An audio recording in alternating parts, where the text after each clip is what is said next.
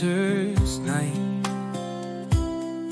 but my heart still aches for those who fight for freedom's flame in the darkest light.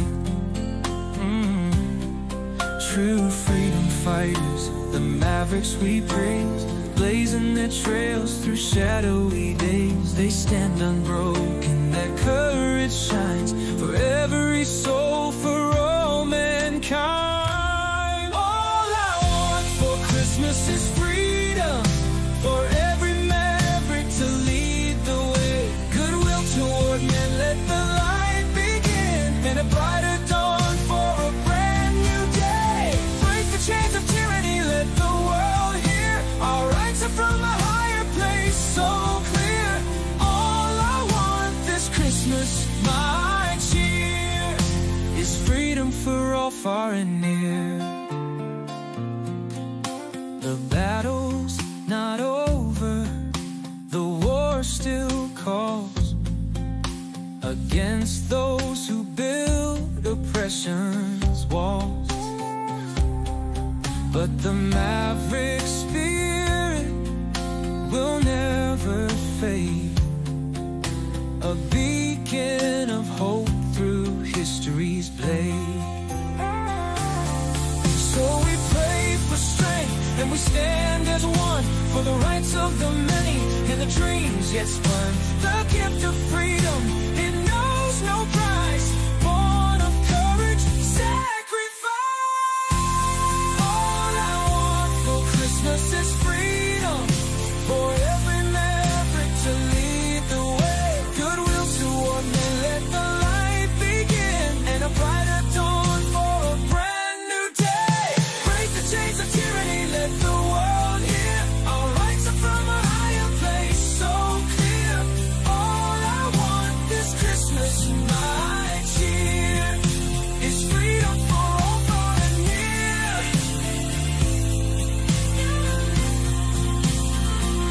Let's honor the brave, the fearless, the true, the mavericks who dare to break through. Their fights are fight, their cause divine. Freedom for all, for your heart and mind. All I want for Christmas is freedom, for every maverick to light the way. Goodwill toward men, let the peace begin, and a brighter world for us to stay. Stand against dictators, let justice ring, our rights from above, the anthem we sing. All I want for Christmas this year is freedom for all, far and near. Ooh. This Christmas we remember the mavericks so bold, who carry the torch in the freezing cold. Freedom's the gift, the fight never done. This Christmas we pray it's for everyone.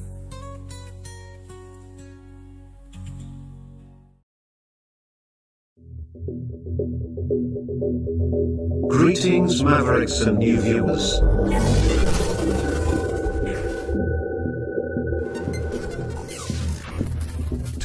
Tonight, direct and live from the Maverick News Network World Studios. This is Maverick News with Rick Walker.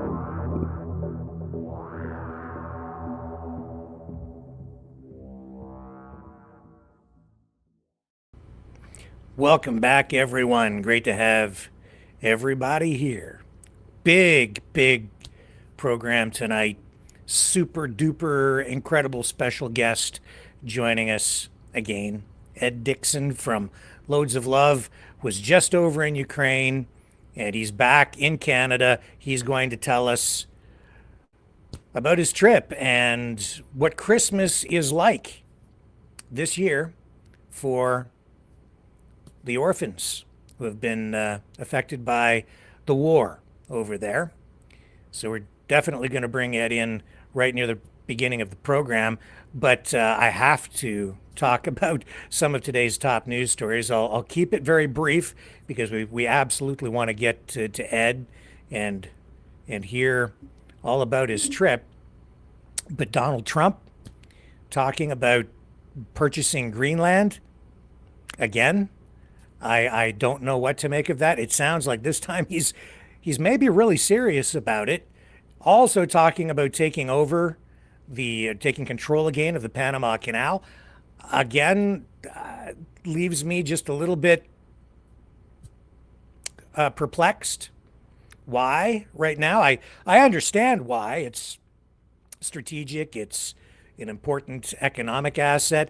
Jimmy Carter, approved the transfer of ownership to Panama when he was president.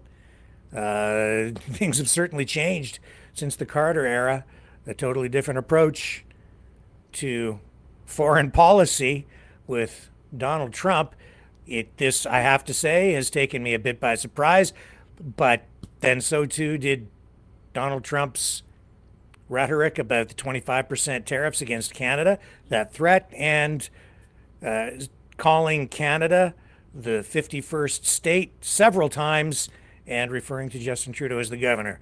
Throw that all into one big pot and you have some sort of a very strange new approach to foreign policy. And I don't even know what to say about it tonight other than times they are a-changing. Okay? But we're going to keep following that. But that's kind of where we're at. The head of Panama indicated that every square meter of that canal now belongs to Panama and will remain so. And Donald Trump on Truth Social posted saying, "We'll see about that." Whatever that means, that worries me because the United States is so big and so powerful. But I'm hoping that the Donald Trump that I thought I knew comes back out and is a little more diplomatic. I'm a little worried, to be quite honest. I'm a little bit worried. So all of that, what else is happening tonight? Also, I wanted to address the thumbnail that I posted for yesterday's program. It said, and this is back to Donald Trump again, the thumbnail was a picture of Donald Trump with his fist in the air, and the caption was, "Trump to declare national emergency." It's an accurate thumbnail. A couple of people commented and said that it was sensationalistic and was clickbait. I understand. I was reluctant to post that thumbnail yesterday. But to me, after listening to some of the clips from the America Fest, where Trump was speaking, to me, that was the lead for the story yesterday. That was accurate. He really said that. But as I indicated in my coverage yesterday, it washed over people. I don't think people understand the gravity of what that means. I did explain it in the program, but I think it's still just washing over people. Nobody's picking up on how important that is. If he declares a national emergency through executive order, even if it's just a national energy emergency, we're talking about giving him broad sweeping powers to do a wide range of things, compelling companies to produce certain goods and services, suspending property rights, expropriating land to push through pipelines, doing end runs around environmental regulations in order to push through drilling projects. Now, some of that might actually be a positive thing. Some people might be cheering for that. I totally get it because a lot of this will stimulate the economy. And maybe we do need a national energy emergency declared because it's a security issue. Energy independence is good for the United States, but there are all these other issues that surround that as well. And as I indicated yesterday, this is no doubt going to lead to pushback, litigation, all kinds of even constitutional challenges, very likely. The ramifications from declaring a national emergency are broad and even unpredictable. It goes beyond what I can even imagine. And it depends on how far he goes. This is something, the reason I bring it up is because there are major pros and major potential cons. And it should be talked about. And I think Donald Trump is so busy right now trying to leave his mark on the world and as quickly as possible. He's not even in office yet. And he is just yesterday alone, look at the waves that he sent around the world, shock waves. So much so that he can indicate that he's going to declare a national energy emergency. And again, on day one, he says, because he's doing everything on day one. He's going to do it all on day one. He doesn't even need day two. And he's talking about this, and people are not even paying attention to it. That's why it's it's not sensationalistic at all. It's not just clickbait. It's accurate. It deserves to be there. I stand by it. I understand why some people think it's clickbaity, because with everything else going on, when they hear him say it actually in the clip, he actually says it. And people are like, whatever, no big deal. That's just Rick with his clickbait. No, it's not. It's really, really, really serious. But so too is the situation in Ukraine, and you know, regardless of where you're at on the issue of support for Ukraine, this program tonight, folks. It's about the kids, the orphans, and Ed is going to join us in just a moment on the other side of this.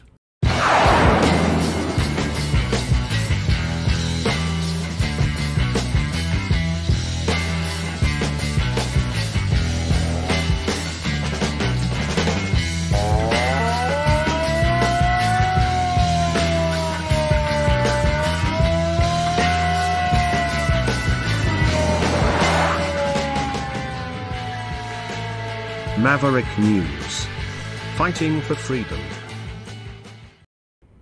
And I doubly stand by that thumbnail and the headline for yesterday's program because, hey, today Nissan and Honda announced they are merging because of increasing competition from companies like Chinese startups like BYD.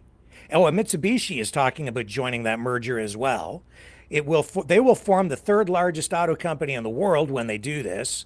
They basically made it official today.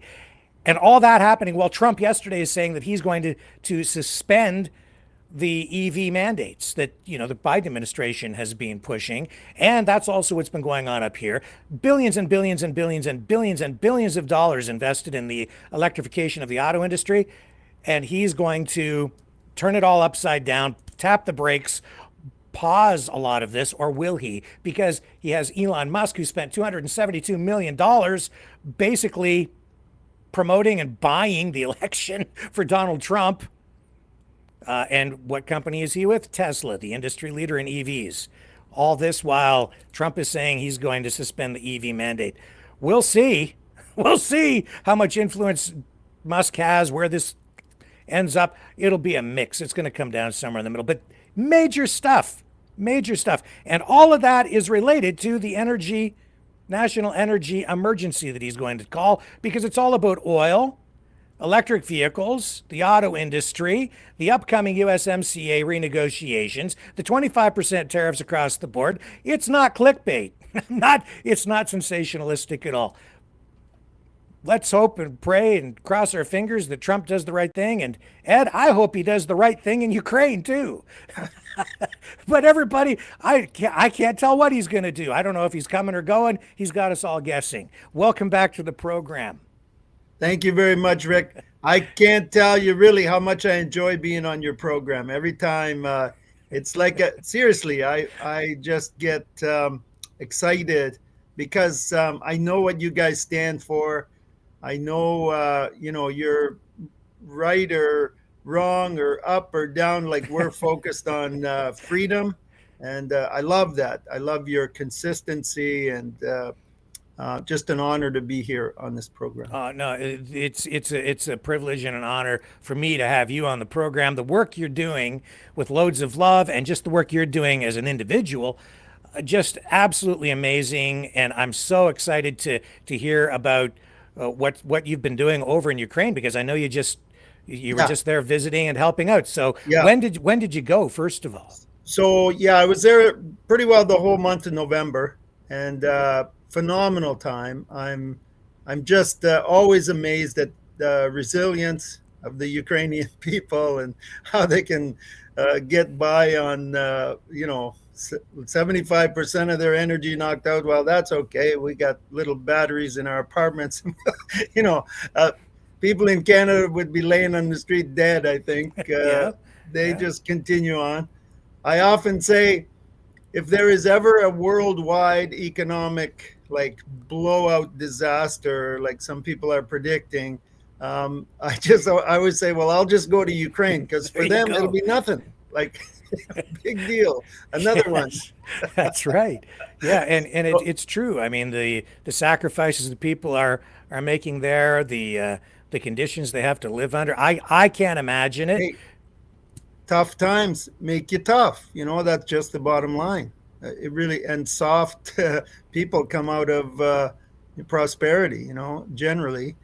And Yep. so, yeah, not that you want to have tough times just for that purpose, but Right. it's the reality. They're creating some very tough people. Yeah, Yes.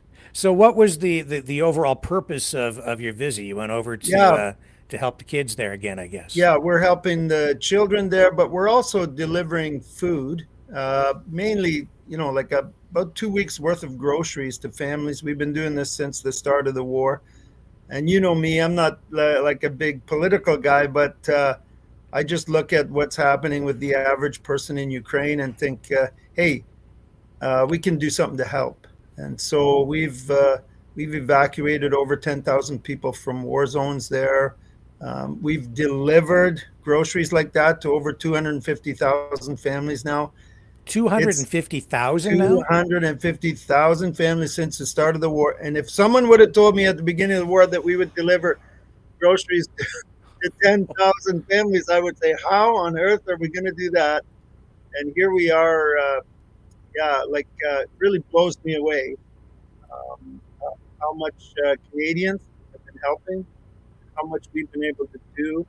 And really, somebody asked me, they were talking about Christmas miracles, like, what's the greatest miracle you've ever seen in Ukraine? I said, I think the fact that we've been doing this, like all this work since the war started, and we've never lost a dollar, Rick.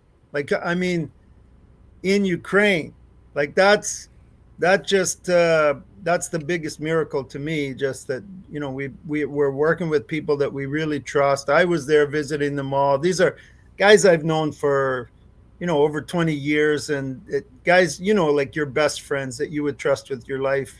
Those Yeah. kind of guys, and Yeah. very fortunate to be working with those kind of people. And so I was traveling around with them. The one day we got into Kramatorsk, if you remember, that was where early on in the war there was a missile hit right in the train station, and people were just blown up there. And so we were in that area. The war zone is about 7-8 kilometers, I think, something like that, or maybe a bit more. Anyway, we were visiting families all along the front line there, and boy, sometimes just loud explosions. It seemed to me that they were very close by, but the people would say, "Oh no, it's this far away" or whatever. They're kind of used to it, and we would tell them, like, sometimes we're with say mothers and children in those areas, and we'll say, we can help you to get out. And first of all, they're kind of like, well, what's going to happen with our house, what's going to happen with our land, what's going and I remember one lady telling me, like, our house has stories, like every corner of our house tells stories about our lives. How can we just leave? And so it's tough, man. I tell you, the real deal. But fortunately, we're able to get some of them out, and they'll agree to come with us, and they'll believe us that we actually will help them. And yeah, and I would say one really interesting note, that when I was there in November, I got there literally the day after the election in the States. And so the whole time I was there, I just sensed this growing optimism in Ukraine among Ukrainians that it's possible there could be some kind of a agreement soon. Like, and it's not that they absolutely expected, Donald Trump to do something right away or anything, but there was a growing optimism, and I think that in itself is very powerful, because as you know, like I was trained in economics, so like if the majority of people in a country believe that the economy is going to improve, it will improve. Like it will have a high tendency to improve just because of that. Or if a huge majority of people think that the economy is going to tank, like their like impressions will actually cause them to do certain things that will actually cause the economy to. And so I'm hoping, I felt very hopeful that maybe there is some kind of optimism growing all around, and that in itself, it's the first time since the beginning of the war that I've ever felt that kind of optimism within Ukraine. Of course, they're very concerned. Like for example, they think if there's a ceasefire, it's just going to allow Russia enough time to build up enough, to take a major step again. So they're of course very interested in guarantees, things like that. That's why you hear that on the, from Ukraine that they want those kinds of guarantees. But still, even the fact that the average Ukrainian is starting to we kind of get tired, like fatigue. Yeah. Because you can fight and fight, and that even the freedom fighters, like you're fighting and fighting, and boy, sometimes you just get tired, like and you wonder if you're really, making a difference. I guess that's what the average Ukrainian feels. Yeah, and you're getting these mixed messages from, Trump through the media, because I keep hearing you're getting indications that he's just going to yank all the support. He's going to cut off all the funding. But then I saw reports out of Europe just yesterday and the day before saying that no, there are sources inside the Trump incoming Trump administration saying that the support's going to continue. And of course, that has to be said anyway. He's not going to go into negotiations, right? Letting Russia, telling them, "Oh no, we're just going to cut off all the support anyway," right? That's not going to happen. Yeah.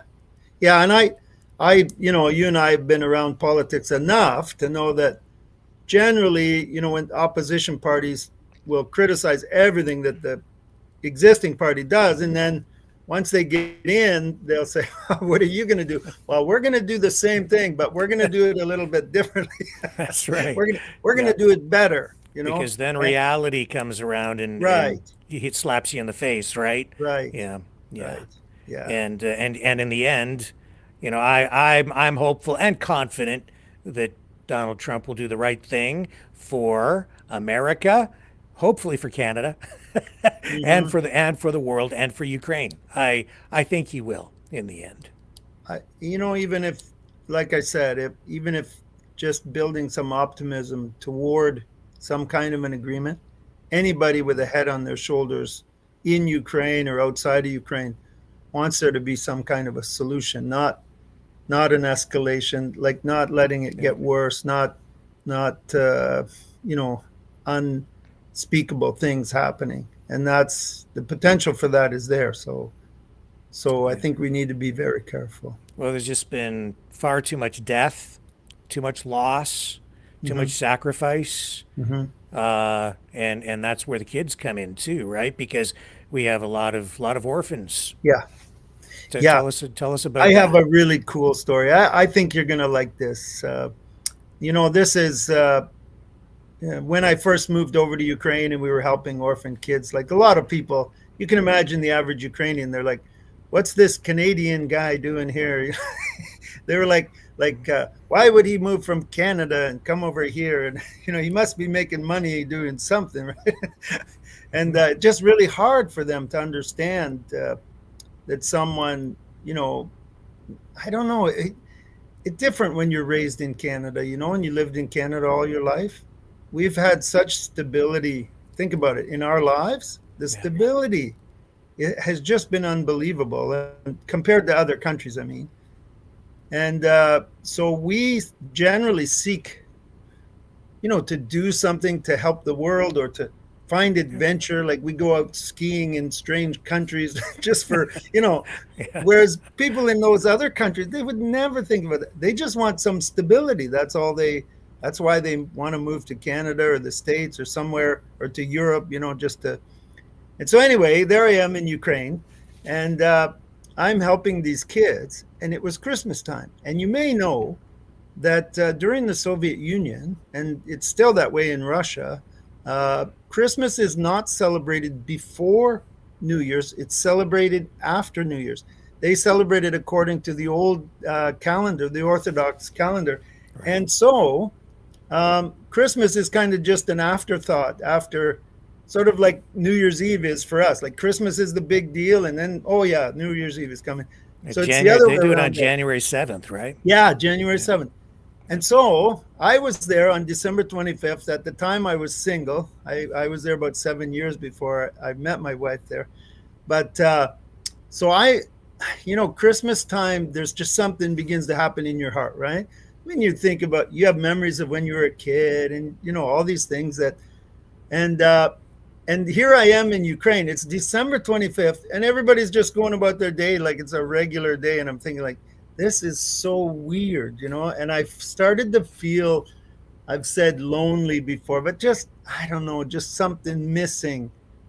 And then I thought, oh, what would I be doing if I was at home on Christmas Day? Well, I'd be having presents, you know, I'd be with family, I'd be eating too much, you know, whatever. And then I thought, well, they had just started to open McDonald's restaurants at that time. It was about 23 years ago. And and so I thought, wait a second. And this is funny. This sounds really funny to Canadians, but when these new McDonald's restaurants opened in Ukraine and Russia and different places, like they were the elite places to eat. Like, because first of all, for them, it was a big chunk of their salary to spend, you know, on a Happy Meal or a combo or whatever. And so they would get all dressed up to go to McDonald's, and generally the wealthier people were there, you know, in the beginning, especially in certain towns, like not obviously in like Moscow or Kiev, but in cities outside of that, it was a big deal. And the orphan kids would never get to go because the orphanage didn't have money for stuff like that. And like, so there's no way. And then I thought, well, maybe I should take some kids to McDonald's for Christmas. So I packed up 26 kids from the orphanage in a little bus, and we headed out. And I started to tell them we're going to McDonald's, you know. And they had heard about it before. And when they got there, Rick, I'm telling you, these kids, they're like shaking in their seats. They're so excited to be at McDonald's, you know. And you're kind of like, hey, calm down. It's not such a big deal, you know. It's not a huge big deal, but they were just like, it was, and I realized that I had suddenly struck on a winner, you know, like this was, it was just absolute, the excitement of these kids. And then I realized, you know, Rick, everything we said to them that day, they were going to remember for at least a year, maybe longer, you know, because they would remember that day and that excitement and that.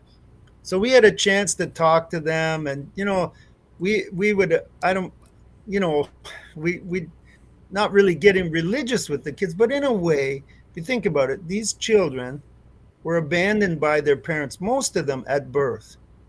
And for different reasons, their parents didn't want them, or they felt they couldn't deal with their disabilities or different things like that. So, and that's understandable, but I knew that these kids knew that they had a mom and dad out there somewhere that didn't want them. And imagine what that does to a child, just that feeling, right? So we would tell them, like, we would do like a play about the birth of Jesus, why we celebrate his birthday still after 2024 years or whatever. And And then we would say, you did not come to this earth from your parents. And they'd look at us and we would say, you came through your parents from God. Call it what you want, a higher, whatever, but you came with a purpose. If he sent you here, he has a purpose for your life. That means there's something in you to be discovered that could make a big difference. And, we saw these kids, I could go on and on and on. Like we just in the Paris Olympics, we had 2 children in the Paralympic Games from the first orphanage that I worked at that won medals there, one in swimming and one in discus, and just like phenomenal kids, like that are doing great things now, known, well in Ukraine as heroes there for what they're doing. Anyway, so I knew I'd hit something. So I started to tell people, this is where it gets really crazy. So I started to tell people in Canada, we could bless like a child in Ukraine with a Happy Meal, with a trip to McDonald's, with a full presentation, like a great, like our workers, Rick, they do a phenomenal job. And so we would have like a full setup with a manger and the whole bed and all these people in their costumes and everything right inside the McDonald's restaurant. And McDonald's, they just loved it. Like they would actually reserve part of the restaurant. Like you can't reserve McDonald's, like it's impossible. But we pulled it off, and there we could reserve half of the restaurant just to bring in the kids and do this play there, and they just loved it. And our workers did such a phenomenal job. They'd have like, be talking about, okay, then this is going, and then they said, and then these 3 guys came from the east, and Yeah. so in walks, it'd be hilarious. In walks Donald Duck, Daffy, and Daffy and Mickey Mouse come walking in, and they're like, no, not those 3. And then they'd go out, and then the real wise men, like it was just amazing people, like doing just phenomenal stuff. And anyway, so I told people, I'm getting off track. I told people for $10 per child, we could take them to the McDonald's. We can do this play. We can do a craft, like have a really amazing craft for them to do, and pay for their transportation back and forth, and give them vitamins, like desperately needed vitamins, because we're always trying to get vitamins to these kids. And I would often say to make up for the McDonald's meal, Yeah, right. But we would give them, and we do that for $10 Canadian per child. Wow. And Rick, I was not ready for the flood of people that started. So about 23 years now, we've been somewhere between 2.5 to 5,000 children sponsored every Christmas.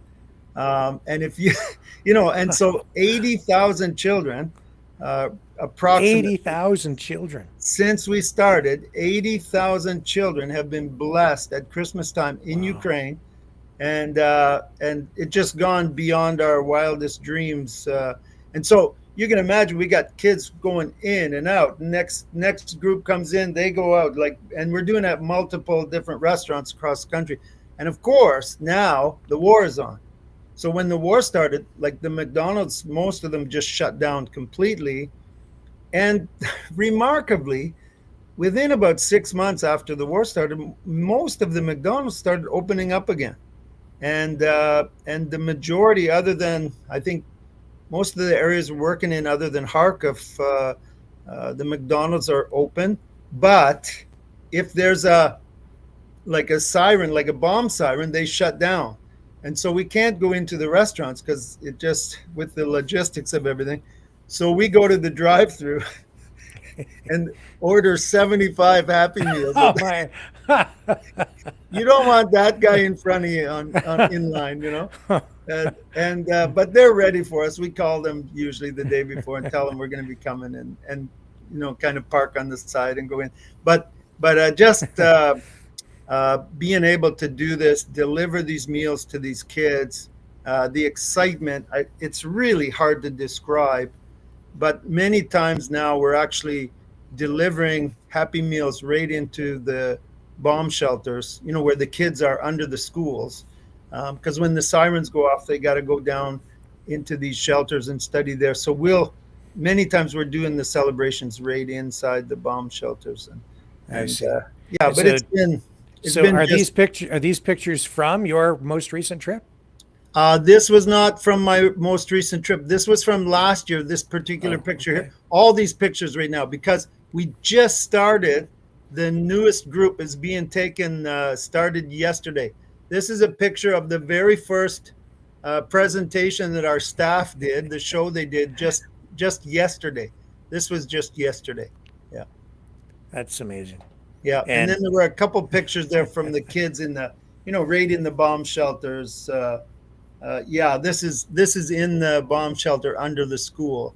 And you can, I don't know, pictures generally tell 1,000 words, but like you can just sense the excitement. These kids are just, and they really deserve this right now. I was talking to a group of kids in a bomb shelter a while ago in Ukraine, and I said, I said to them, I wasn't sure what I was going to say at first, because here's these kids in a bomb shelter, and I said, someday you're going to look back and you're going to remember this time, and you're going to say, yeah, it was tough, but it made us stronger. Like we became stronger. And I could see them just resonating with what I was saying, and I said, it's making you so strong inside that one of you sitting right here could be president of this country someday. And a little girl, she was about 8 years old, in the front row, she just jumped right out of her seat and she said, that's me, that's me, that's me. that's fantastic. Wow. I want to watch that little girl. Yeah, future leader. Yeah, Yeah. but in the midst of all this, horror and chaos, are just story after story of resilience, of amazing human beings, real people that are suffering, and I often say these elites that are running, all this stuff, they'll never suffer. But the average person, they're the ones that suffer. And it's just a privilege for us, Rick, to be, to give them a little bit of hope and to represent Canada, right? In that way, with a little bit of hope. That's the real Canada. That's the Canada That's, that I know. Yeah. Yeah. there you go. Yeah. There you go.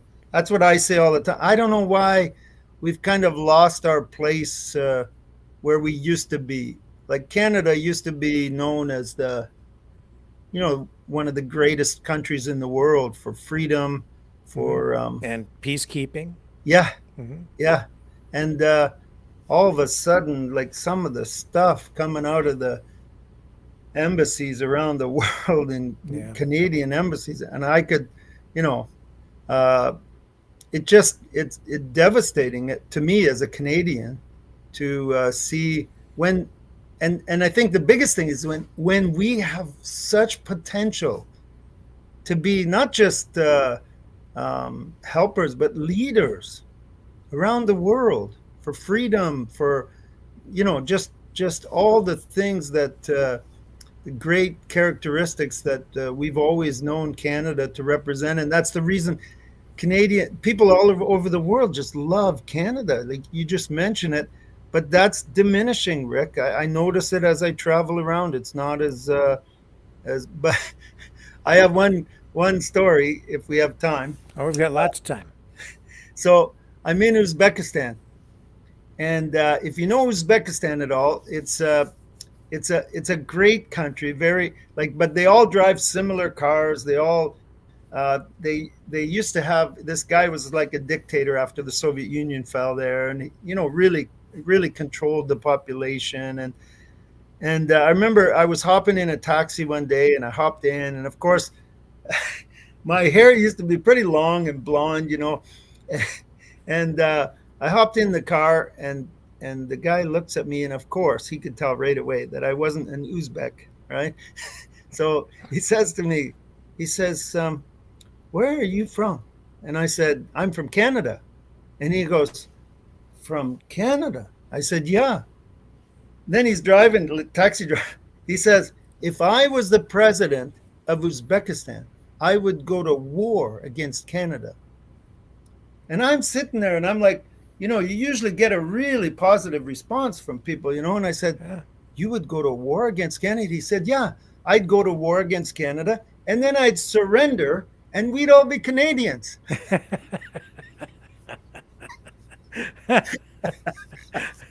Well, you see, now you've got me thinking again about what Donald Trump has been saying, he's calling us the 51st state. And I was like, dude, you don't want us. We have too many problems up. You won't know what to do with all the French, English, infighting and Yeah. oh my God, you don't want us, man. We have way too much snow. But I'll tell you, if we become the 51st state, I might just have to move south. Yeah, because he's worried about the secure. He wants the border more secure. He says. Well, Yeah. then what do you want? What do you want to? Why do you want to annex us? Yeah. There won't be a border anymore, and I'm going to Florida Yeah. immediately to get out of the snow, and I won't need my driver's license or a passport to Yeah. get right. So, I don't think he's thinking this through. Yeah. I don't think making Mexico the 51st state would take care of the border. Yeah, no, it's not going to work that way, Donald. So, yeah, Yeah. I think the cooler heads will prevail in the end. But back to the January 7th thing. Yeah, so it was last year, right, that the Ukrainian government Officially. Yeah. officially then Yeah. switched Yeah. Christmas Yeah. back to December 25th, Yeah. which really again shows, I guess, the resilience of the Ukrainian people and their determination to preserve Yeah. their culture, which a lot of people see as being more oriented toward Europe than Russia right now.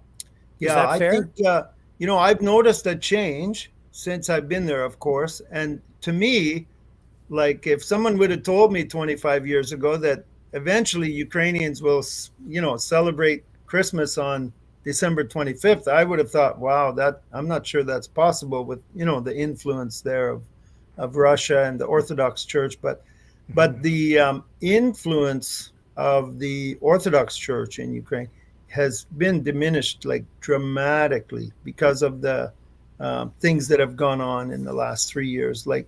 And I've heard many people say that Ukraine is shutting down churches, Yeah, and that's the and narrative. I work with the church, and I'm a Canadian. I'm a landed immigrant, permanent resident in Ukraine, but we've never had more freedom, like religious freedom, ever in the 25, well, almost 30 years now that I've been there. It's never been more than it is right now.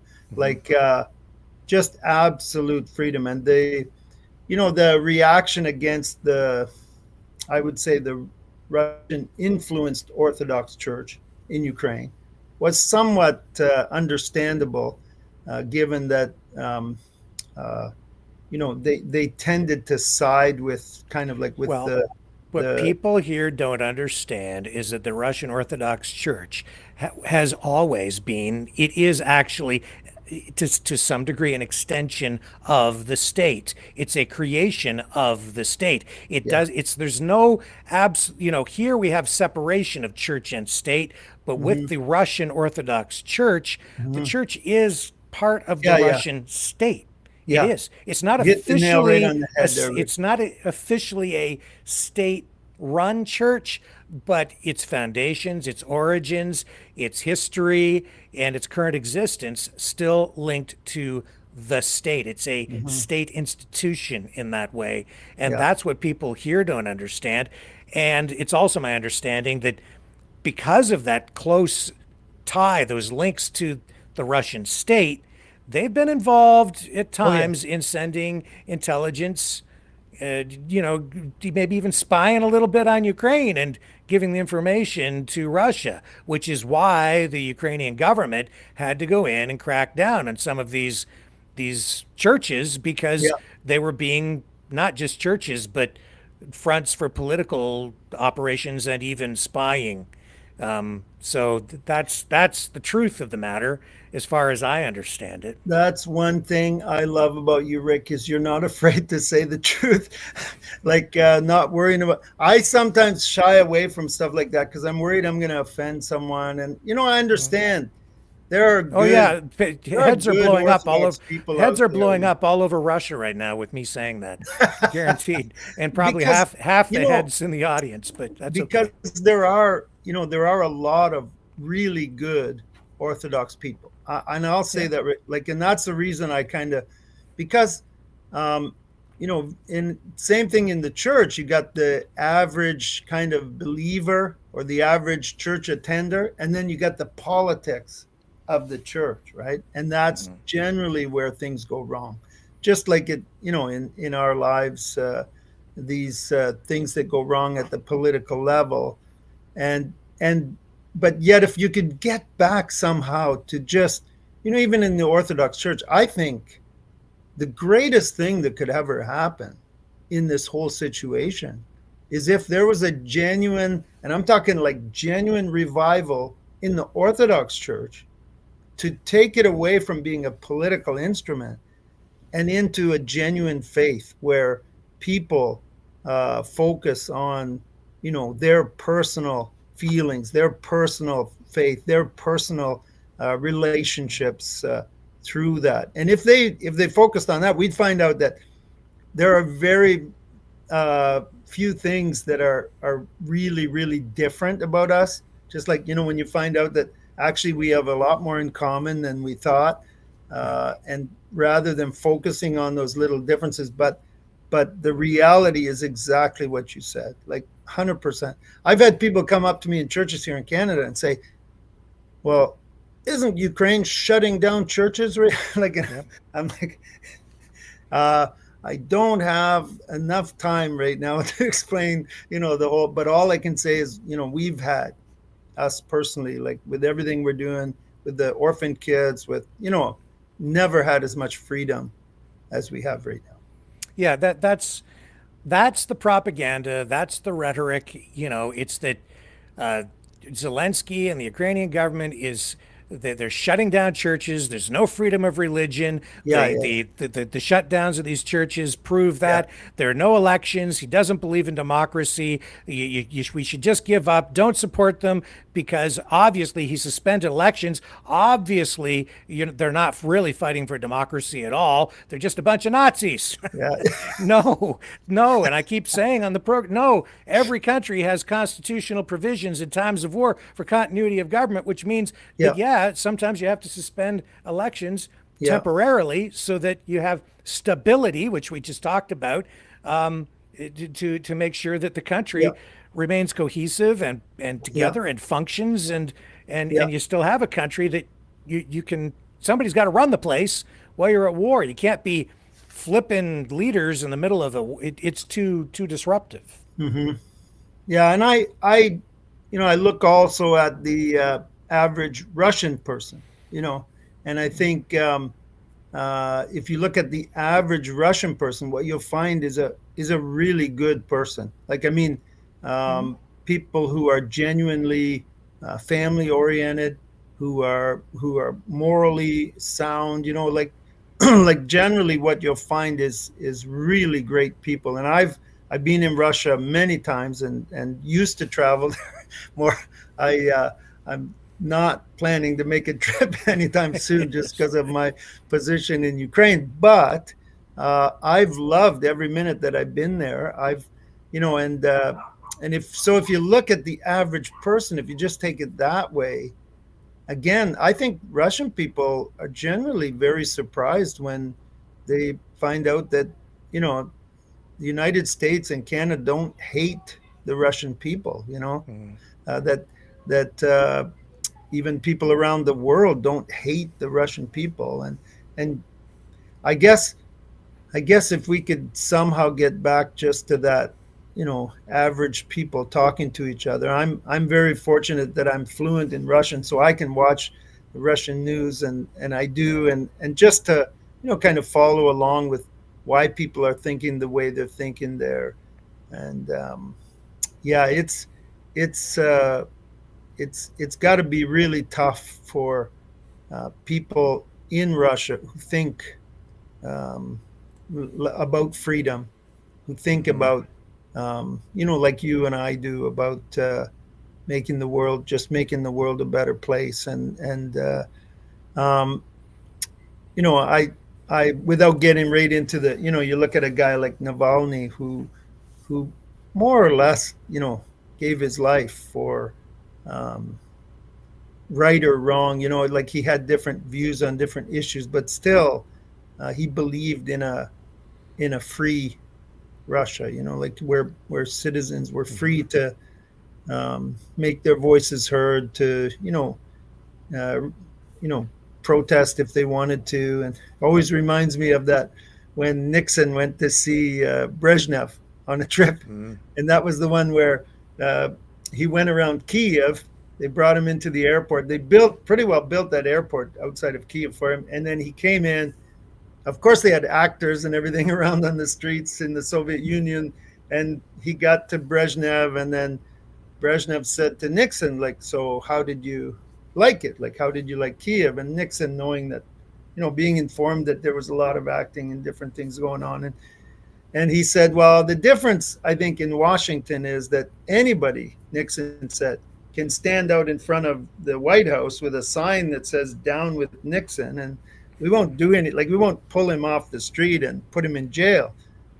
And Brezhnev said, well, it's the same here. And Nixon says, really? And he says, yeah, anybody can stand out in front of my house with a sign that says "Down with Nixon." We won't do anything. And Yeah, I've heard that. in that humor is a lot of truth.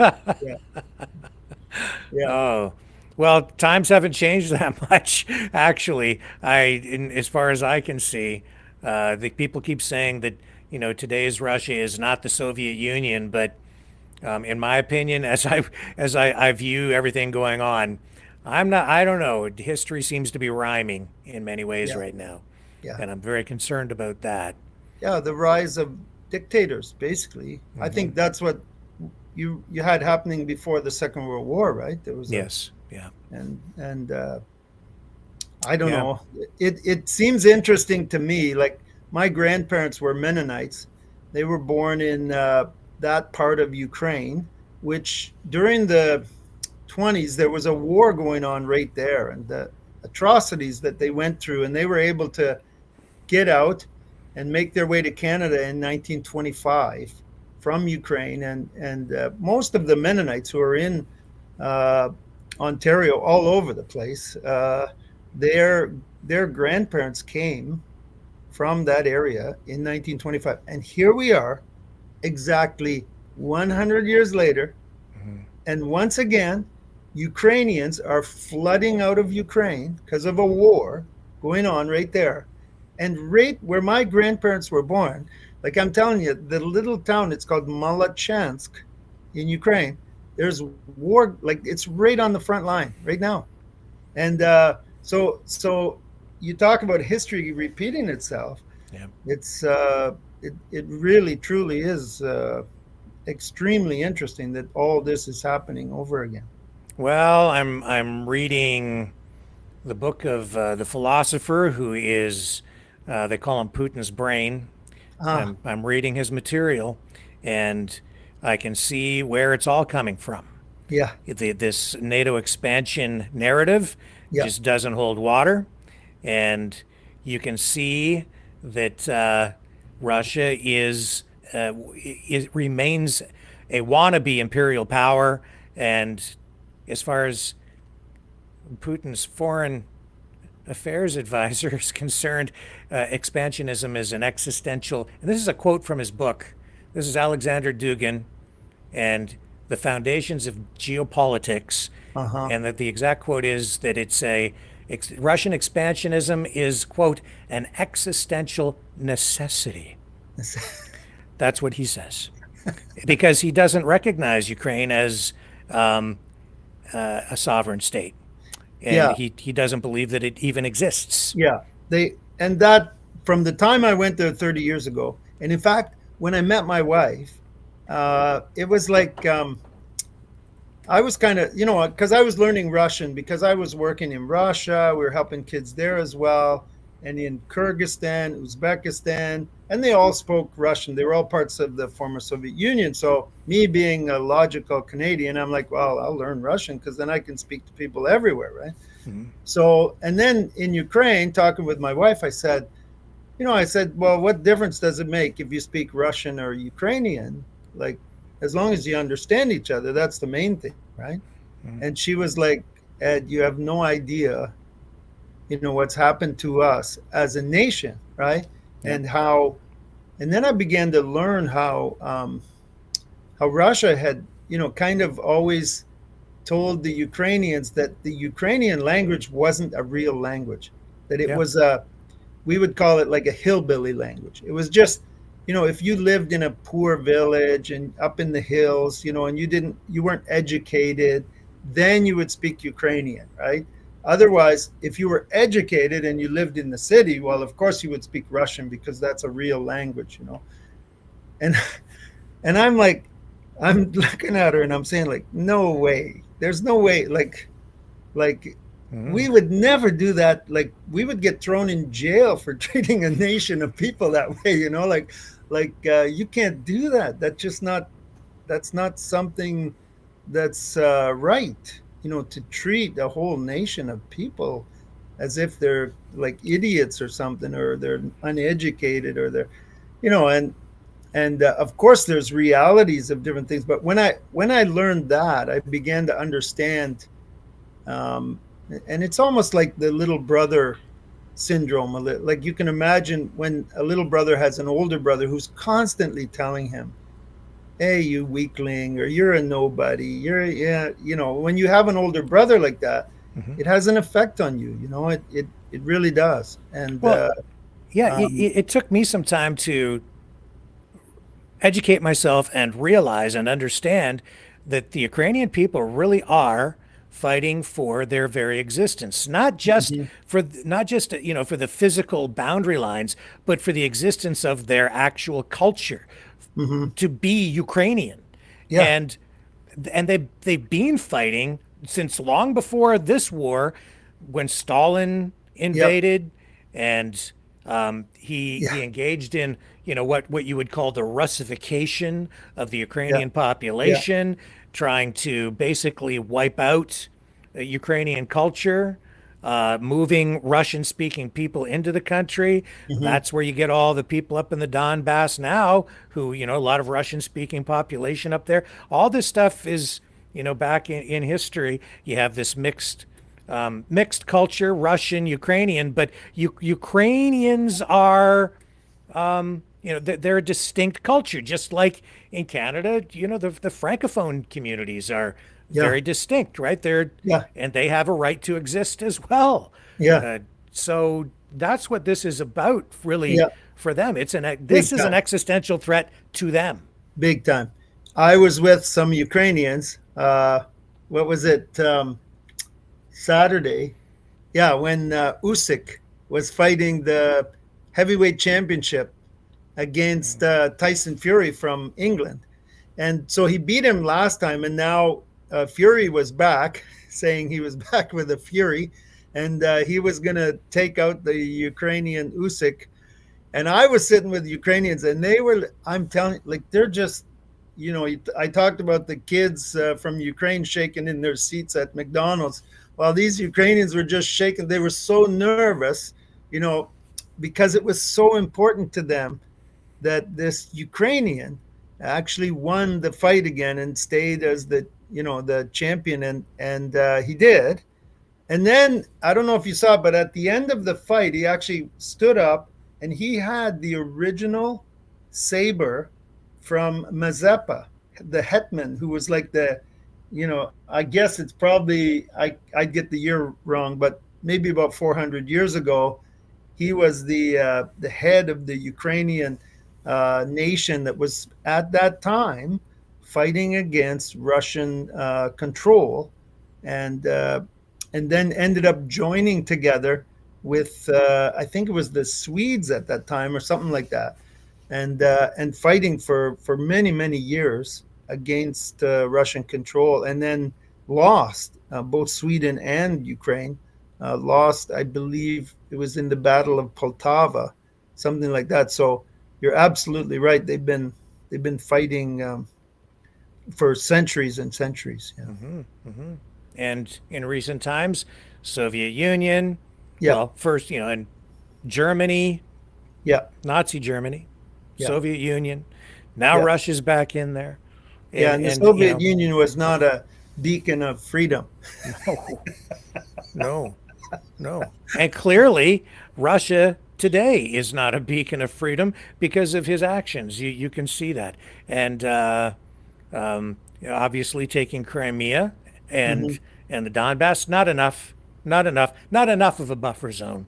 Got to have it all, but we don't really want it all. We don't want it, but we're still in there invading. Yeah. But we don't want it all. I'm sorry. I'm going to call it like it is. It's a lie. Yeah. Okay. He's lying. Yeah. Yeah. One thing I've always noticed in I'll call it the Slavic people tend to a little bit, like when they have a leader, if they have a strong leader or a very charismatic leader, they tend to lift that person up. Rick, it happens even in the churches, I've noticed. Like if they have a pastor who's very charismatic and very strong, they tend to lift him up because they want to show the whole world how powerful their leader is, And so in Russia, what you're seeing is that, like, when Putin's strong and he's tough and he's like, they want to lift him up and see how powerful our leader is. And then I always say to them, well, we're a little bit different than that in Canada. Yeah. I say, if our leader gets a little bit powerful, we're like, I think that guy needs to be brought down to size That's to exactly realize right. who he really is, Yeah. And we just don't have, like, and I guess maybe we've had freedom long enough to realize that we can do much better without a dictator, and we can do much better with less government than with more. Yeah. Yes, thank you for saying that. Thank you. I'm because I am concerned when I'm listening to people right now. They're being bombarded with so much propaganda, so much information warfare that their heads are turned inside out. They're upside down, and I'm hearing the Russian narrative being regurgitated to the point where people actually have lost faith, trust, even love for their own country. They just don't anymore. And this is a big problem here as far as I can tell. I understand why. I do get it, but we have to find a way to restore that patriotism, the true patriotism, and the true quest for freedom again, because people somehow have lost the plot. A lot of people, and that's why I'm in the chair here every night right now. And I really respect that, Rick, because for some reason in when you get toward the area that the Soviet Union went, that other countries have gone with very strong leaders, all of a sudden debate disappears, and the ability to just freely talk like we're talking right now, and there's nothing better than that kind of debate for freedom, right? Like to be able to say what you're thinking, to be able to not fear that somebody tomorrow is going to come to my house and take me off and during the night to a prison somewhere because I said something, and that's reality for a lot of people in the world. And that's reality, certainly in some of the areas that we've been talking about tonight, and so you kind of start to feel a little bit sorry almost for, people who aren't able to do that, who can't say.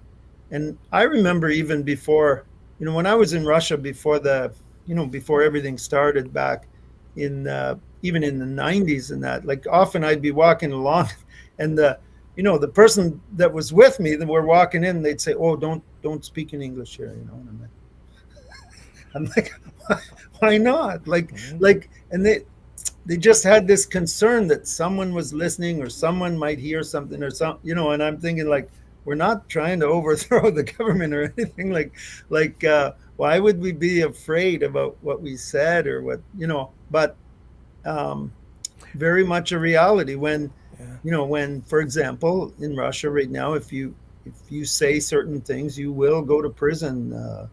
You can't criticize the military. Yeah, Yeah, there's certain for a while, I don't know if it's still the case, but I don't think you were allowed to call their special yeah, military operation a yeah, yeah, yeah, war. yeah, yeah, That was a crime. yeah, You're not allowed to show any damage yeah, from attacks. yeah, That's illegal. So there are a yeah. lot of things. So there's no free speech there. Yeah, No. and the difference is, I mean, I'm in Ukraine, and and I have different views sometimes, even than the government there has, or than Zelensky has, let's say, or someone else has. But I am extremely free to say whatever I want, and to say that publicly, even here now. Um, if I were, traveling to Russia, I would have to be very concerned about possibly some of the things I would say, like online or and that's just, and I Hmm. think, I've like I said, I watch Russian news, and I know people who live there, and I think there is a general feeling in Russia that some of these protests, and like what you've seen in Georgia, people protesting, Yep. and what you saw in Moldova. Belarus Hmm. after the one election, when, big part of the country felt that the election wasn't honest, and they came out in droves. And in Ukraine, the revolution, the Orange Revolution, the Maidan Revolution, and Well, and I was fortunate enough to be there in both of those, and and I think many people in Russia felt like they don't want that, because they feel that would lead to instability, and it links right back into what I was talking about before, how when you've had stability all your life in your country, you don't seek stability. But when you've had instability, most of the people who are alive in Russia today, they went through the 80s and the 90s, and just horrible times of massive instability, and hmm. uh, and very, very tough lives, that, economically, everything. And what Putin brought is this stability. At least there was some stability to the country, where you Yep. wouldn't have, or if there was some kind of huge protest, he would just shut it down. And a lot of people, like, just crave crave stability, Yeah. but at a price. Yeah. And the price is their freedom. Yeah, Yeah. Yeah. And this is a little bit off on the side road a bit, but I have to say that early in the conflict a few years ago now, I was listening a lot to Professor John Mearsheimer, who also kind of echoes a lot of what Mr. Dugan says.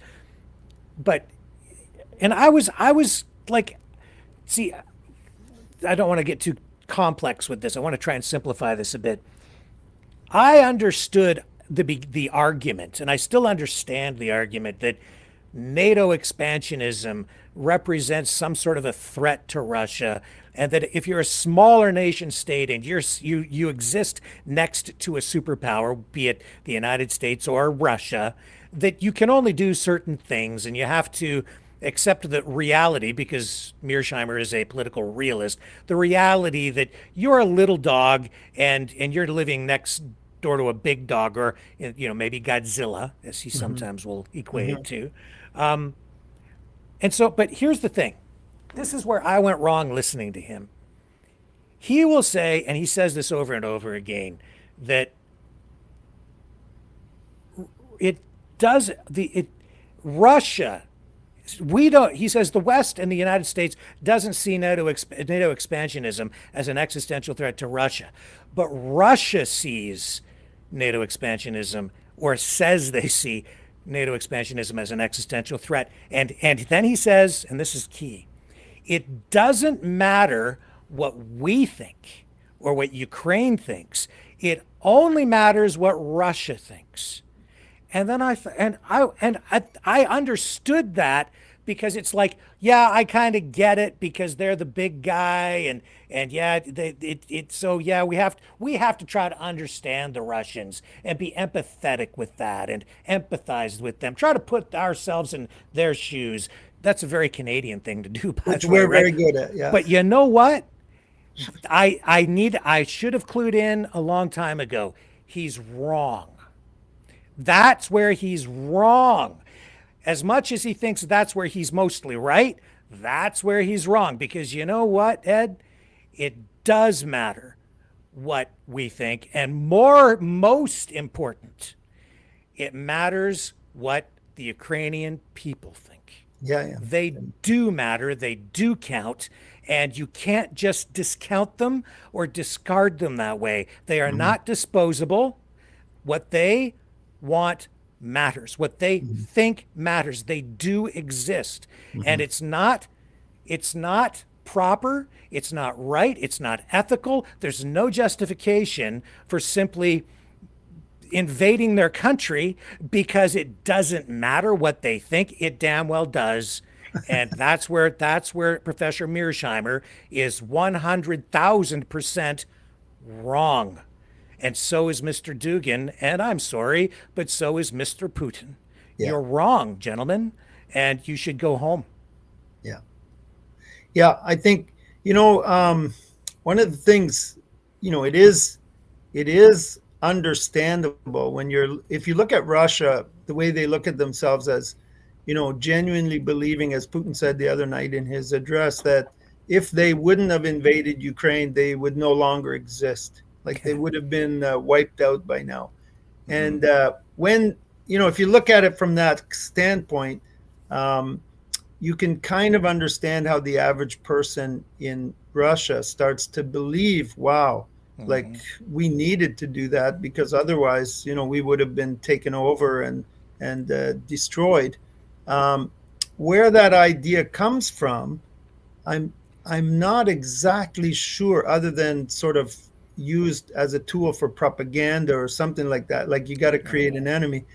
And I often say, like, we live right next to the United States. If you talk about we can somewhat relate to Ukrainians because we have this huge neighbor next to us, just like they do, who kind of has this level of influence and control over us. Of course they do, but I often say that the greatest thing is that our neighbor, tends to be kind of friendly and not invading us or, until Donald Trump said we're the 51st state, but right. I'm looking over my shoulder, but that could we'll change, see. And I've said to people over there, and they know that we don't really have much of a military. I think it would surprise people to know that we do have more than people think, but generally, I remember the joke in Ukraine when I first went over there after the war started. Somebody said to me, "Oh, you're from Canada, right?" And I said, "Yeah." They said, "Did you hear that Canada gave all their tanks to Ukraine for the war?" And I said, "Really?" They said, "Yeah, both of them." Yes. There you go. That's right. And our canoe. So but we didn't have any paddles to go the with. bottom line here is, we are right next to the United States, very close to Europe, and we don't fear for them taking over us and controlling us and generally. We may have to in the future, but right now, anyway. And this is the difference where, so Russia is actually believing that these countries, the U.S. and Europe, which are next to Canada, and maybe along with Canada, that we have this desire to take over their country and just eradicate them all and destroy them all, or something, or destroy Russian culture, so it doesn't really hold water. Like there isn't I don't know. It seems to me that they're creating an enemy. They are indeed. And if you read Mr. Dugin's books, you'll see that he actually calls for that. He sees Eurasianism or the expansion of, he's a neo-Eurasianist. And if you read his books. He calls for the expansion of Russia to be the dominant political, geopolitical force in a new multipolar Yeah, geopolitical reality yeah, where the new Eurasian bloc yeah, provides a counterbalance, an adversary to the West. yeah. Yeah, that's essentially it. And Russia has to expand to achieve its destiny. Yeah. That's what it is. And And that's what we're seeing going on. there were like several of the Russian soldiers who were captured in Ukraine. I saw actually like videos where they were asking the Russians like, "Why are you here? Why are you doing this?" And they said, "Well, if we didn't invade Ukraine, Ukraine was going to invade us." Yeah. And I Yeah, and they I'm believe this. Yeah, they like do. Yeah. as if Ukraine, like before the war started, had any kind of like even chance of doing anything like that. The interesting part is now, like they're actually in Russia, like That's right. and And that's what I keep saying. Putin miscalculated uh, so poor, he was so off base with this. He created the situation where Russia is now has Ukrainian troops inside its borders mm, because he invaded Ukraine. yeah, and Ukraine used to. I don't know. I haven't seen the exact figures, but I've seen some figures how like the level of the Ukrainian army before the war, like ranking internationally, was quite low. Yeah. And now that they've actually been at like they've gone. I'm not sure exactly where they, but they've gone way up as one of the like strong Oh, militaries in yeah, the yeah, world yeah. now. Oh, yeah. It's very brilliant strategies, brilliant execution, very innovative, industrious. They're producing their own drones and all Hmm. over the country. I'd say that they are probably, if not the leader, one of the leading countries in terms of the development of drone technology Hmm. right now for use, in war situations and in tactics as well. I think the whole world is going to learn from this.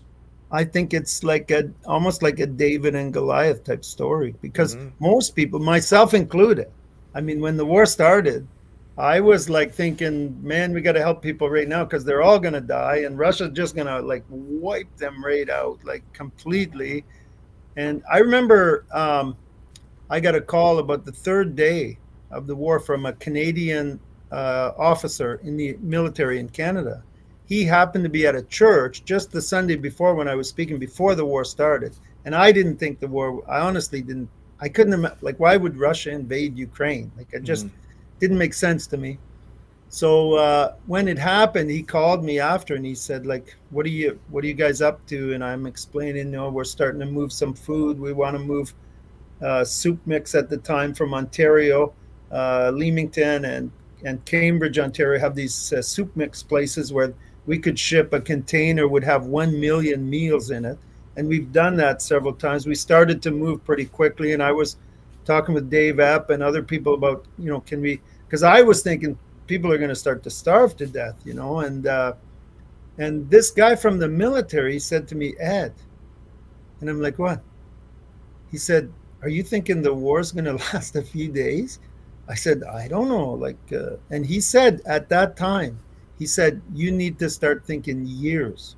Hmm. And my heart, this was 3 days in, my heart dropped in my stomach because I'm thinking of all my friends and the people I know and everything. And I'm like, years? He said, "Absolutely, Ed. This is going to go on for years." And how he knew that, I guess there's people in the world that study military things and obviously Yeah. know way more than I do about it and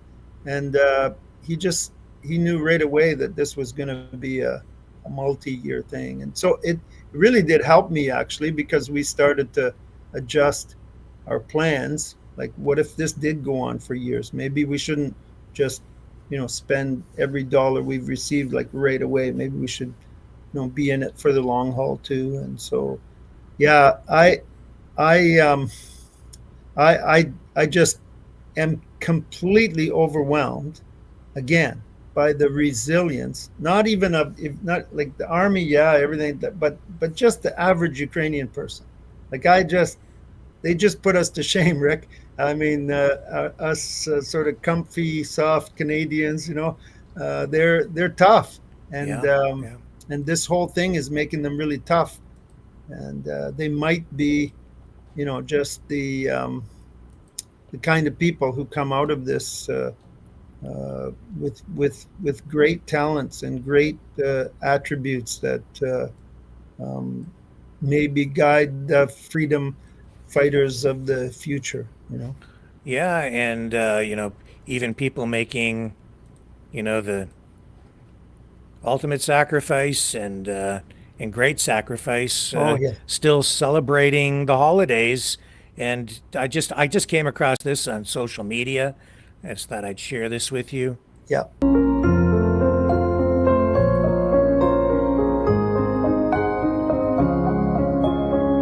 Yeah, that's just down the street in Ukraine, If right? that's not a sign of resilience right there. And Yeah. I've met many of these guys. Like I know, I mean, I was with a guy lost both his legs, both his arms. He's in a hospital. He's getting all the prosthetic stuff, and then tells me that he wants to get back on. I'm like, my goodness, it's. I think there was a.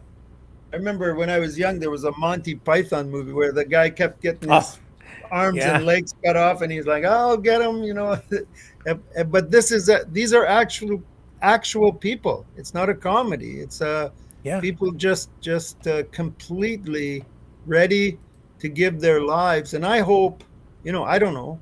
Um, I hope that we would maybe driven to that point be willing to give our lives for things that are important. I don't know that people here would or are. We've never here in Canada, and I guess for a lot of people in the States, Hmm. we've never really had to deal with it here like that. And I don't think that it's a very real thing for people here. Hmm. It's more like watching a movie on the internet, I think. Hmm. And the coverage that we get as well is sort of like watching a sporting event. Hmm. And I think that the gravity, the reality of it is lost on people here Yeah, largely. yeah. I guess the one thing I would say about that is that I noticed that it'll surprise you, Rick, when push comes to shove, how some people that you maybe thought wouldn't, that they would, and if it really came down to it, there's something inside of us, like a little spark that just can become a flame very fast, Mm. and it rises up in people.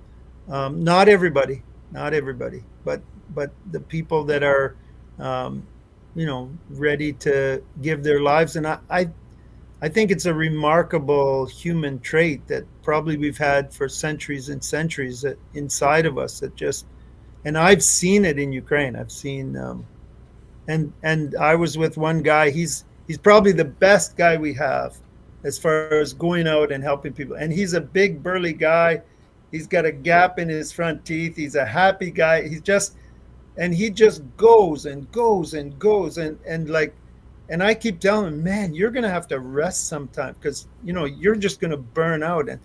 And he said, Ed, you know what this war has taught me? I've got today. That's what I have. I have today. I don't have tomorrow. I don't have yesterday. I have today. And I'm going to do. And he just starts to go off like, my goodness, just the strength and resilience coming out from inside of these guys. It's it truly is remarkable. And I say this of people there. Yeah, this was it's actually the Holiday Inn. I don't know if the Holiday Inn is right behind where it was hit, and the old Catholic Church. There's the Catholic Church that was turned by the Soviets into, I think it was a museum of organ music. They turned it. The Soviets did, uh, Okay. and but anyway, like a beautiful, like old like genuine Catholic Church that survived the Second World War, survived um, all the wars so far, but was almost destroyed just in this one here. Yeah, and that's you can see that arch there, that new building. That was the Holiday Inn downtown Kiev there. And this is what people are living with this Yeah, Christmas, yeah, including the kids. yeah, yeah. Man, we just want to move back, Rick. Like my wife, myself, our children, we all want to move back, and then every time we start to get closer to, because people are still going to cafes there, they're still living their lives, but every time we get closer to that decision, all of a sudden there's an explosion, nearby where we live there in Kiev, or there's something, and just just kind of not time yet, and we desperately just want to move back. That's our city. I lived in Kiev the last 20, over almost 30 years, and so more than, I guess, yeah, definitely more than half my adult life I've lived in Kiev, and And people just trying to live their lives yeah. while all That's this. that's the Yeah. Milk Cafe right there. One of the best breakfast restaurants in Kiev, right there. Yeah, I know exactly what. Yeah, I know the city. What they say in Russian, they say like my five fingers. We say like the back of my hand. They say I know that city like my five fingers. Yeah, beautiful city. Oh, It it really is. is. Yeah. Really is. It's we often call it a big village because I can be walking along there almost any day and I bump into someone I meet, which is not really common, around the world in a city of 4 million. You can't just bump into someone all the time, but I don't know. It just set that kind of an atmosphere. Well, what's the weather there like right now? Because it must be getting very cold. It's the I've been watching the weather back and forth, Canada and Ukraine, for almost 30 years, and it's remarkable how similar it is. It really truly is remarkable. That's Lviv now, yeah. But just this is the central square of Lviv. It's called the market. That building right there on the left was actually the old market, historically, where they would have a market in the center of the city where goods and produce was sold, and the richest people lived in these buildings around the outside of the market, and you could tell how rich they are by the number of windows they had on their house.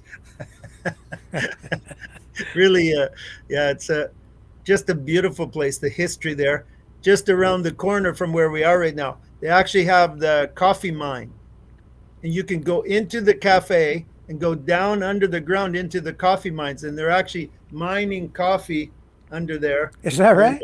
and they'll give you like a helmet and a light, and then you go down there and you can get a coffee down there. Of course, it's just a gimmick, but just amazing, some of the unique ideas that they come up with, and yeah, again, just beautiful, Mm. beautiful city. I've never been to Lviv as much as I have lately, because now we always have to walk across the border to get into the country. So we come in on the west side. And I usually spent the majority of my time in the east side of Ukraine, uh, which is, yeah, a little bit different. East and West Ukraine are quite different from each other. So, with all of the with the sacrifices that have been made thus far, what do you how do you gauge how are you gauging the public attitude mood right now? Are they fatigued to the point where they just want it to end, or are they determined? Are they going to be disappointed or unaccepting of a deal where they have to give up territory? Where's the public? We talk about where Trump is at, or where Zelensky is at, or what Putin wants, but Yeah, what do the people want? I I think the people, like I said, they're kind of hopeful that, and this is the first time I've seen them a little bit hopeful that maybe negotiations could be genuine. There, you've heard about the negotiations in the past, and and the Minsk agreements and the agreement supposedly that happened in Turkey and all that stuff. But they were, I would say, no one, really trusted those agreements. Certainly, I'm talking about the average person in Ukraine. Like, they wouldn't have agreed to anything like that at the time because they know what's behind those things. And Yeah. like my wife would say, like, how on earth would you go into an agreement with Putin? like that would be like, I don't know to compare that to. So in the beginning, they were very, very staunch that they did not want an agreement, and now suddenly they're hopeful. And this is where war, Rick. I've never. I mean, I grew up in Canada, right? So I've never been in a country, like living in a country and working in a country where there's an active war going on. And now I have been, and I found out that war is much different than I thought. Hmm. I thought war was more like I don't know, more like a dam breaking that just floods the entire nation. And and what I found out is that that's not the way war works. It's actually, it's more like I kind of, maybe not the best comparison, but it's almost like a dripping faucet. Yeah. It just keeps dripping and it doesn't stop. And and and I think people in Ukraine are just, number one, they're getting used to the dripping faucet, but sometimes, every once in a while, the drips get bigger or they get smaller, or they, and but it just never stops. And that's the fatigue that starts to come in. And especially, I mean, most people that I know in Ukraine have lost someone, Hmm. whether it's a cousin or a brother or a father. Like, most people that I know have already lost someone. And most of the, like, we're talking, I know guys who are bishops of churches, and they're afraid right now that they're going to be taken to the front line. And that, like, imagine a bishop of a church who spends his entire life trying to get people to love each other, and you want to give him a gun and send him to the front line. As principled as he is, uh, it's going to be really tough. And there are people in those situations right now in Ukraine that are being taken and put on the front lines, and they're, uh, you know, the question even of being a conscientious objector because of religious purposes or things like that are not always being honored.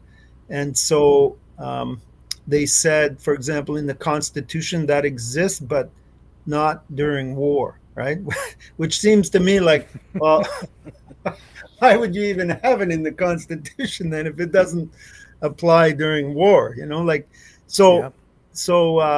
these are, you know, um, just real things where, uh, and I think, you're getting into a the population of Ukraine is diminishing. Like, and it's significant.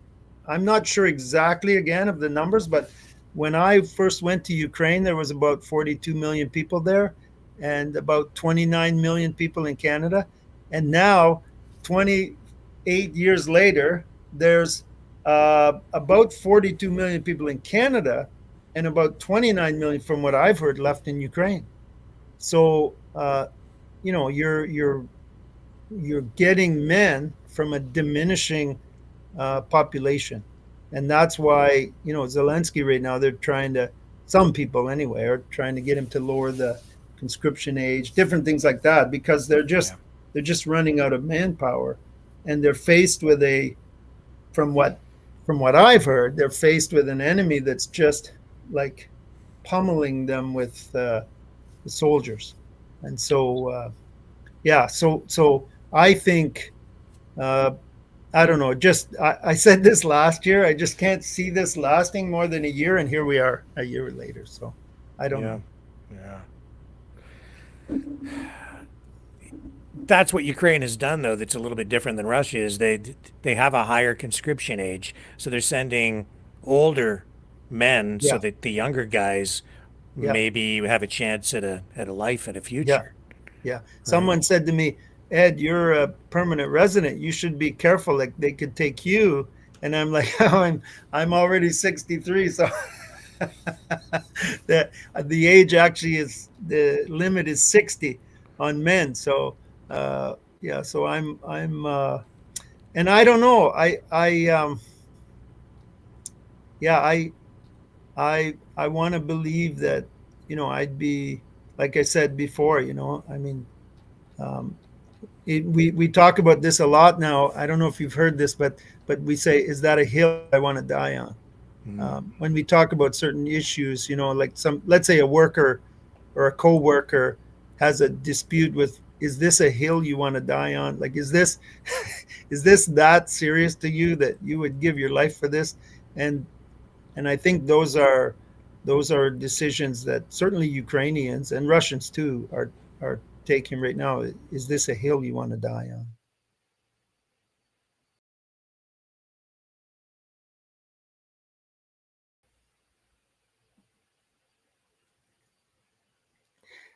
And I lost you all of a sudden.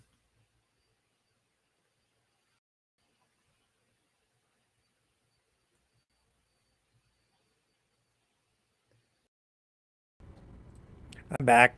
I'm back. There you are. I hope we're still broadcasting. We had a little bit of a mishap there, folks. I think we're still running. We'll just keep on talking and There pretend we that go. we're on. Yeah. I Okay. kind of thought I said, "Is this a hill you want to die on?" And then suddenly, Yeah. That everything came to a close. So I hope we didn't cut the broadcast, but I think we should still be looks okay. like it's still live on my thing here. Yeah. Yeah. I guess. I don't know. I can check over here. I think we're okay. Okay. I think. Um, yeah, I think we're back. That's okay. Are we back, folks? Tell me in the chat. I think we are. So, yeah. Okay, well, we'll say we're back. Yeah, we're back. I can see the numbers, Okay. viewers on there again. Okay, so we're good. Good. All right.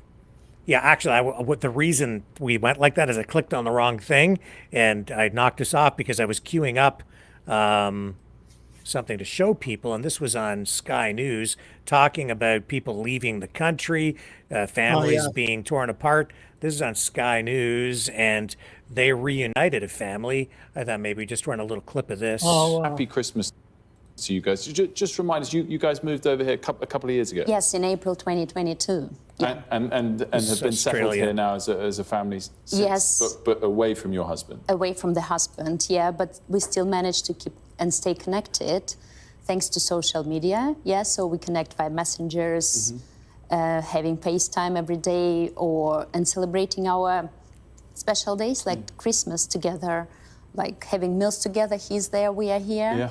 Yeah. And when was the last time you saw your dad in person? So I'd say summertime. Yeah. Summertime, but you obviously stay in touch on camera and on the screen quite a lot. Well, we can't obviously put you in touch in person, but we're delighted that we can put you in touch again on screen, on a big screen, probably bigger than you have at home. And Sergey, I think you can join us now. Good morning to you and Merry Christmas. You can guys turn around and have a look. How are you doing out there? Yeah. Well, not bad at all, thank you. It's Monday. It's Monday, and it must be so tough this time of year, more than any other time of year, to be away from your family. Yes, indeed, yeah. Although, as Maria says, yeah, we try to keep in touch, of course, yeah, because I mean, there are satellites and drones flying over, and sometimes there are power cuts, so it can be hard sometimes. But yeah, we still manage to find time to do so and stay connected. And tell us, Sergey, in terms of what is the vibe over there at the moment? We cover the war a lot here on Sky News, so we have some sort of understanding from afar. But you're there in person. How is morale? What's the situation?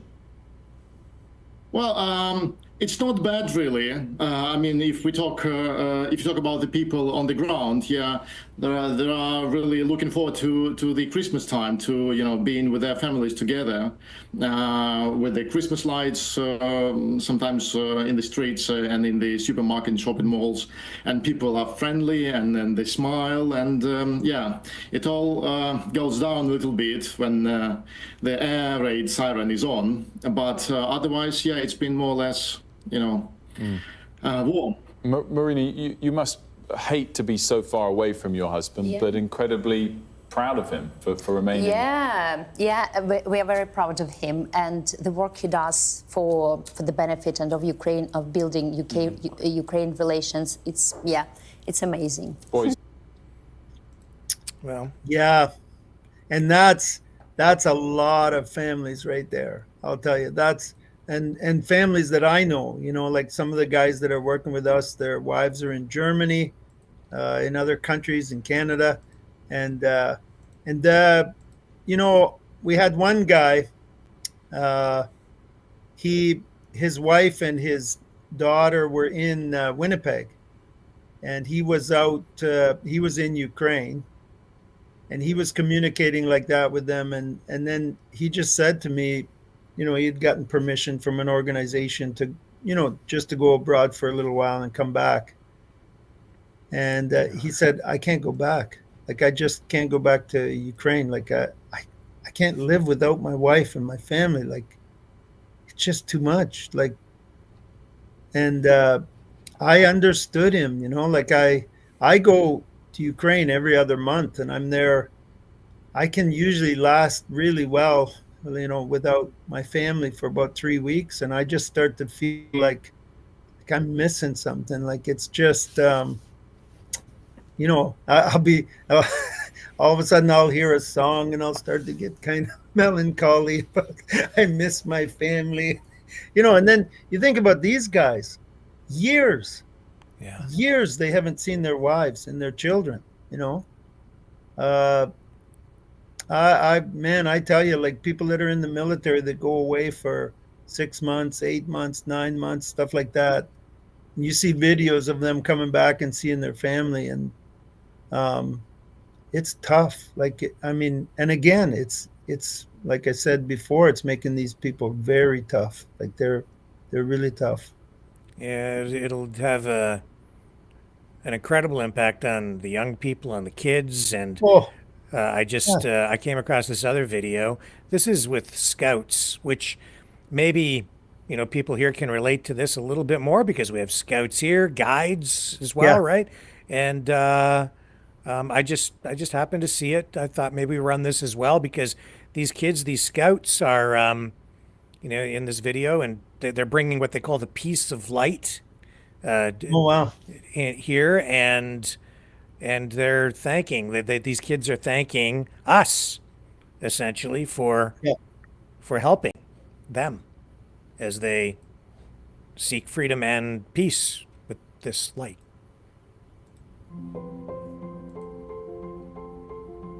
Ми щиро вдячні вам за цю нагоду передати світло миру вам та вашій команді.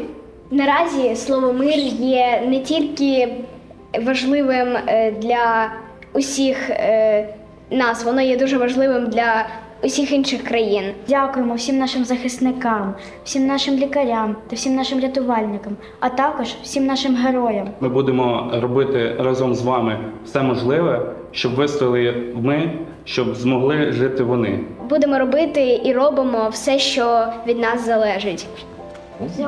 Дуже дякую тобі. Дякуємо вам всім.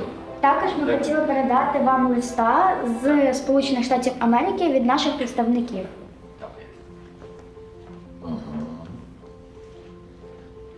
Дуже приємно. Дуже приємно. До побачення.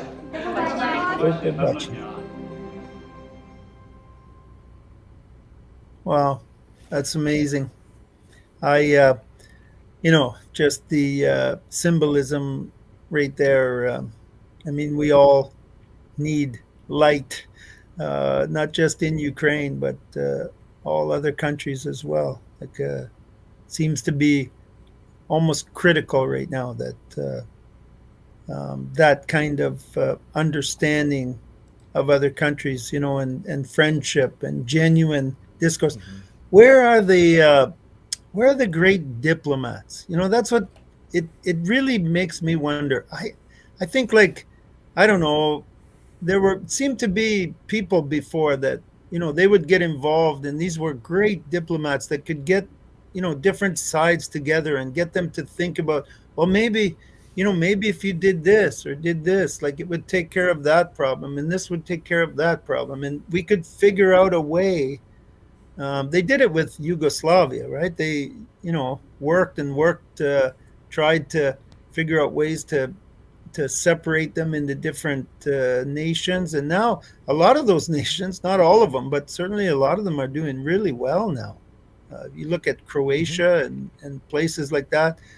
And I wonder, like, where are the diplomats? Where are these people that would kind of come in and were well regarded, smart people who could get others to sit down together and figure things out? That's what because there's got to be, even, I mean, I'm simple enough, but I've thought about at least 5-6 different options that they could do, that could settle this issue. And yet you don't really hear anybody talking about any kinds of scenarios other than, kind of sitting down Trump and Zelensky doesn't want to sitting down Putin and Zelensky doesn't want to sit with Putin, of course, and Putin doesn't want to sit with Zelensky. And well, figure something else out then. You don't have to be a brain surgeon to me, I don't know. Like, why doesn't Trump threaten to impose a 25% tariff on both sides?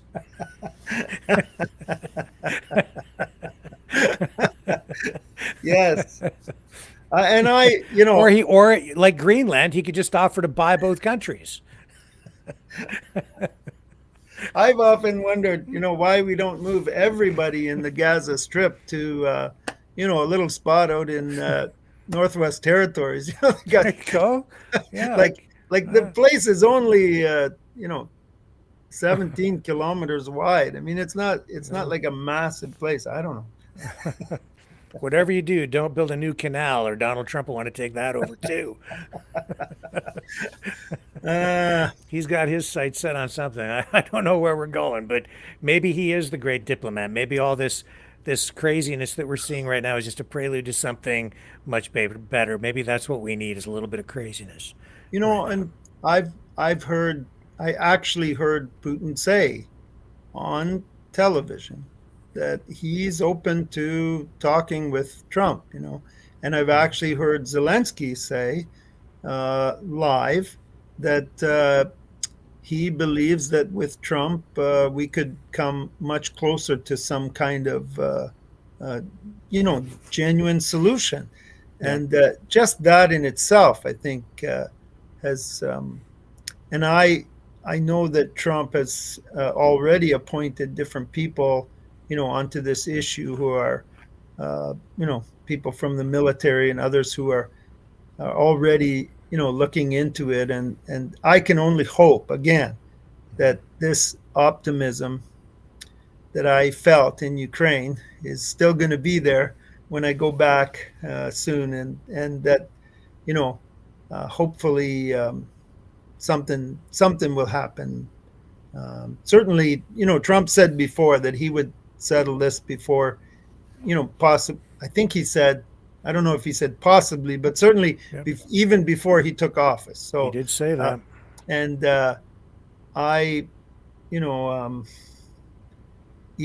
again, for me, just getting those guys sitting down, just getting somebody sitting down and talking about some kind of solution would be a great victory as far as I'm concerned. Yeah, well, I'm not quite as optimistic, because I see that Putin, Russia, it's not just about NATO expansionism. We're seeing it's all what's going on in Gaza is directly related to what's going on in Ukraine, the formation of these BRICS nations, and this is a an affront to Western capitalism and the Western economic system. All of this stuff is tied together. We're in essentially a third world war right now. It's just a new kind of warfare, and so good luck to Donald Trump trying to bring what's going on in Ukraine to an end, because it's all connected. And Yeah. and what I see too, Ed, and maybe I'll just get you to comment on this, is like, I remember the fall of the Berlin Wall, and that gave everybody hope, and everybody was cheering at the time, right? And we thought, wow, this really is the end of the Cold War. This is we've won. Freedom has won.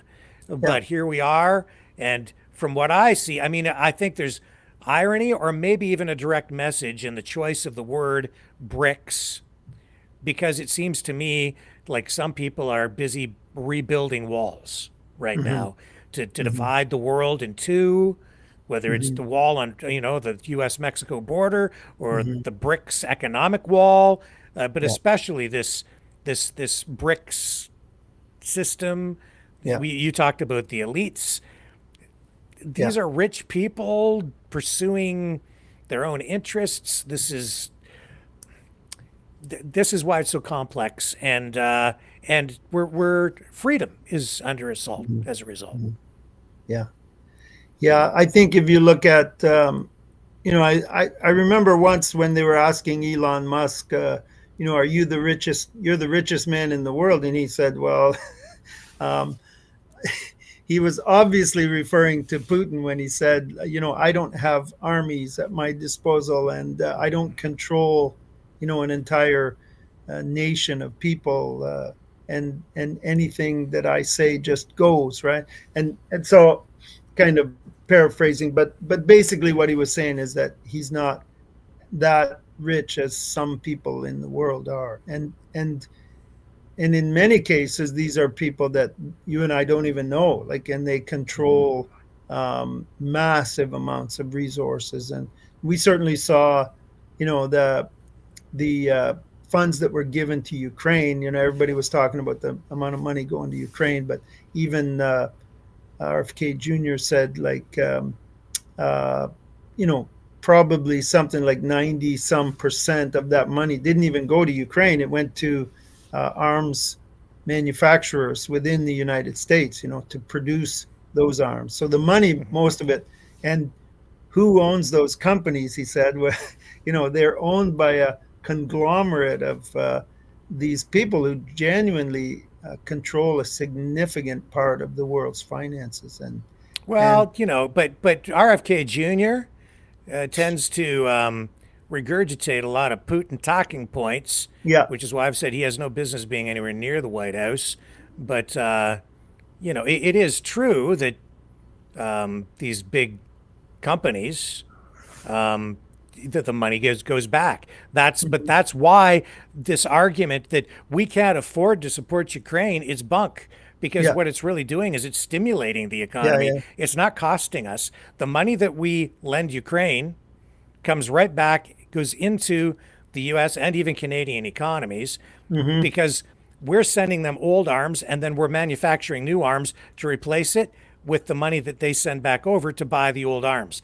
That's what's really going on. And the big multinational corporations, the arms companies, they're corporations. Who owns those? You do, I do, anybody with an investment does, anybody with mutual funds, stocks, pension funds. Those funds go into those companies. That's the reality of it. We all own them through the stock market and our investments. And a lot of people own shares and don't even realize it.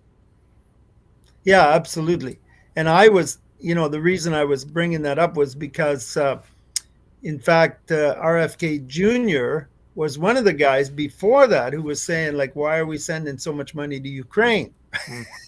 And then all of a sudden he comes out and basically, you get this feeling anyway, I certainly do, that there are things going on, that are just hidden or behind the scenes, or all kinds of stuff, and not not this kind of, I don't mean like a conspiracy theory, but I mean just truth. The truth of the matter is that a guy like Musk could stand up and say, I'm not one of the wealthiest guys in the world. But here's the thing. He is now. He bought the presidency for $272 million. And so he's not like, he didn't get elected, but he's like the de facto president, because he just stands right next to Trump and he goes, okay, now here's what we're going to do. That's what he does. Sorry. I can't help it. And obviously you and I both know that Trump is the kind of person that's very impressed with people that have a lot of money. So, yes, he is. Yeah.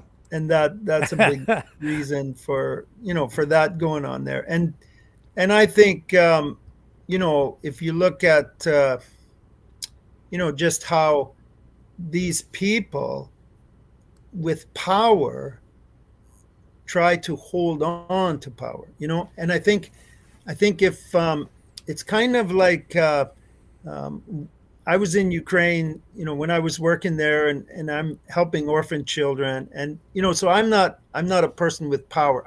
I met very often different people who had a lot of power, and power has a tendency to do things to people in all different situations, not only in that part of the world, but even here. When people get power, it's something that you really like. Like I was. When I was working, I worked for a little bit. I think I mentioned before, when Poroshenko was president, I was working with his wife, Marina, and we were working on the helping, to develop the programs in Ukraine for kids with special needs, right? So they had no special needs education. So what we have here in Canada, I think it's something like 98% of children with special needs in Canada go to school in some form, right? But in Ukraine, at the time I started working with her, it was 2% of the Ukrainian children that had special needs. And therefore, all these kids in the orphanages, all these kids that are, given by their parents at birth, because it'd be so hard to deal with that when they can't even go to school or anything. And there's no, wheelchair ramps or anything like that. So we were working on that, and while I was working with her and then another friend of mine in the president's administration, at one point I was given this little card that kind of showed that, I was a person working with the government. And I remember one time I thought, I'm not going to use this card. They do it in Ukraine. You'll see people, they'll show this card like they're so-and-so or whatever. And I thought, well, I guess there was some emergency or something. And I remember one time I pulled around this corner where this policeman was, and I suddenly realized that he was on this corner because it was so confusing, and a lot of people were making a mistake, like not turning in exactly the right spot or something. And all of a sudden he stops me. They have these little magic wands, the policemen over there, and they can stop you. And so I pull over, and I thought, these guys, like, they're just, like, rather than fixing the situation, like fixing the corner so that it's more understandable, they find a place where they can sit and they can start pulling over. So I was a little bit upset about the situation. I pulled out this little badge. I said to my wife, where's that thing? And I pulled it up and I held it up to the policeman, and he just like looks at it and he reads it and he just saluted me like this, And I was like, because I'd never used anything like that before. And I'm like looking at him, and he didn't say a word. He just stood there like this, So I guess that means I can go, So I started to drive off, and I drove off. And after I got about 30 meters away from him, I look in my mirror to see what he's doing. And he was still standing there like this, And I'm telling you, Rick, there's something about power, like when you get it, it becomes kind of addictive. I like I said, I haven't really experienced it in my life in a big way, but I've seen people who get power and all of a sudden they really like it. It's something like almost like a drug, that they just want more of it and more of it. And I think that's a big part that drives the political machine that we see, and the people that are doing certain things to stay in power, and that's a big part of it, and it's happening here in Canada, it's happening in the United States, it's happening all over the world. Like leaders are trying to cling to power, and like we said at the beginning of the show, there's more and more kind of dictators sort of rising up in different parts of the world that are being given enormous amounts of power. And historically, you don't have to go very far in history to find that when humongous amounts of power are given to one person, it usually doesn't end well. Mm-hmm. Yeah. Speaking of humongous amounts of power being concentrated, I've come to the conclusion that we in the West, in particular the United States, we are actually, people say we shouldn't be involved in these wars. But I'll say this tonight. I think it's our obligation to be involved. And here's why. After the Second World War, the United States was the sole nuclear power. Today, NATO, that power is shared through NATO, but the United States is still the dominant military power in the world. Over time, also, it has become the dominant economic power. In fact, over time, it has been the economy that has been the main tool and even weapon of Western countries in order to spread, if you want to talk about expansionism, the thing that the West is most guilty of is spreading prosperity.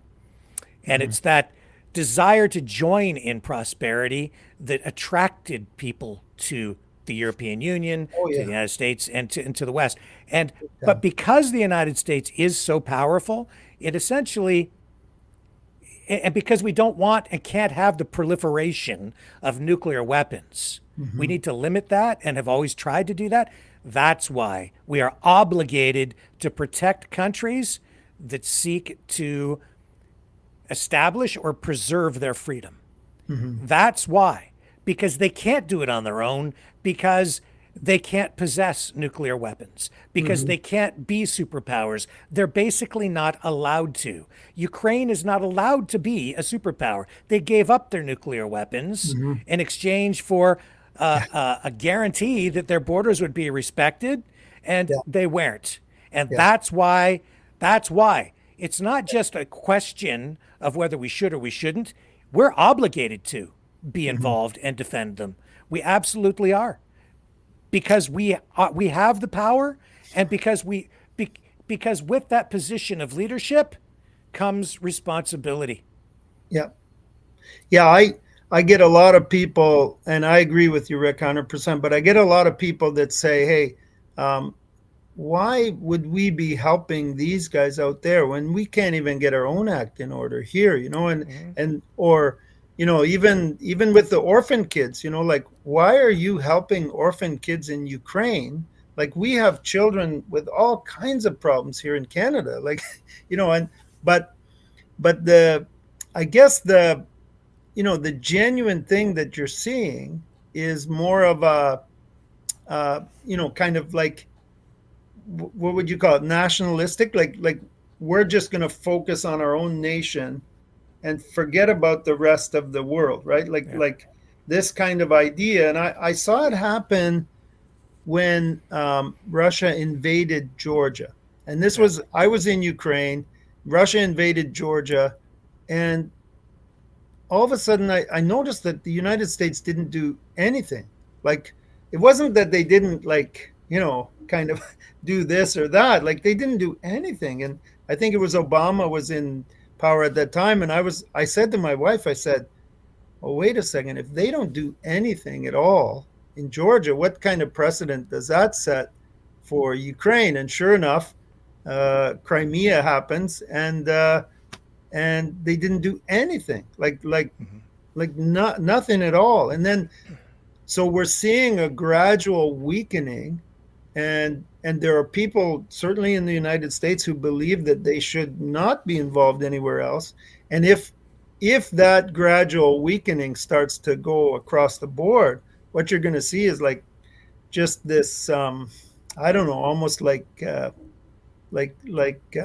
just kind of mayhem, right? Like kind of like the idea, well, if you're stronger than your neighbor, just invade them. Like That's right. because nobody's going to stop you. Which like really, you have more power. So which is when you analyze what Professor Mearsheimer has been saying, and Professor Dugan and Jeffrey Sachs and all of these other pro-Russian pundits. Yeah. That's essentially what they're saying. Yeah. When Mearsheimer is saying it doesn't matter what we think or what the Ukrainians think, it only matters what Russia thinks. Right. That's translation. It only matters Right. what Russia thinks because they've got Right. nukes and they've got a big military, and so Yeah. we have to give up. No, I'm sorry, that's not acceptable. Yeah, and the United Nations was set up, for this kind of diplomacy and almost like a world, like policemen call it, right? In situations like this, to be able to set, and they've basically shown that they're like almost useless. And it's become very like you can actually say that, like that the United Nations is useless, and everybody will go, yeah. It is useless. It's dysfunctional because it's an international democracy made up of nations that are not democracies. They're mostly dictatorships. So you have a bunch of dictators sitting around pretending to embrace international democracy when they don't believe in democracy at all, even on the home front. And so the democratic nations, which are few and far between, are also there, but surrounded by a bunch of dictators. So that's why it's dysfunctional. It doesn't work. Yeah. And so, you got genuinely, like let's be real, you got the United States, right, who have military strength like up here, right? And then if you compare that, like anybody who knows anything about military, I believe would tell you, Russia's somewhere, here, then China's somewhere here, but still the US is mega times stronger than, certainly with just resources and military resources. So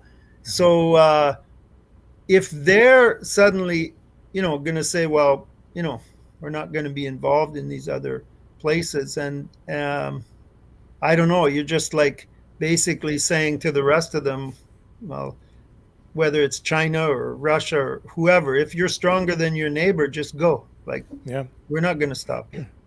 And if that's the new reality, then I think, if that's the new reality, then everybody here better get ready for a harsh new reality, because that's going to destroy our very way of life, because it's not going to stop in Ukraine, and BRICS is just the beginning, and that will signal the fall of the US dollar as the world reserve currency, and it's a whole new ball game at that point. And some people, a lot of prominent people are saying that that's what's on the horizon. I hope not, because if that's the case, the world's a much worse place overall. It's not going to be. It's not going to be good for people. It certainly seems like not only is it on the horizon, it's just a matter of like how far, like how many years until that happens. Can we delay it, 50 years, or is it going to happen in the next 10? I think that's the real question. And what does that mean for our children and our grandchildren? Well, I don't think that it has to happen that way. If people here, because you talked about this, you're trained in economics, and a lot of this is about confidence, trust in the system. And that comes back to even patriotism and whether people really want freedom. People in this community talk about freedom all the time. Well, freedom is being threatened right now. So what are we going to do about it? I'm sitting in the chair and I'm trying to restore it and fight for it, hopefully peacefully. But, I'm going to do whatever I have to do to fight for freedom. What are you prepared to do? Ask not what your country can do for you or the world. Ask what you can do for your country and for freedom. Yeah. Yeah. It's interesting. I was reading something a while ago where it showed that how civilizations, how the cycle goes. And you start with some kind of like basically slavery, right? And then a civilization develops, and there's usually some kind of, call it renaissance or awakening or some kind of thing that takes place, whether it's, someone who's, sort of guiding people toward thoughts, what happened in the United States in the 1700s, that kind of idea that we could be free individuals, that, and then it leads to freedom. And then freedom basically eventually leads to prosperity. And prosperity eventually leads to, call it almost like a comfort or complacency. Complacency, which eventually, sadly, leads back to slavery.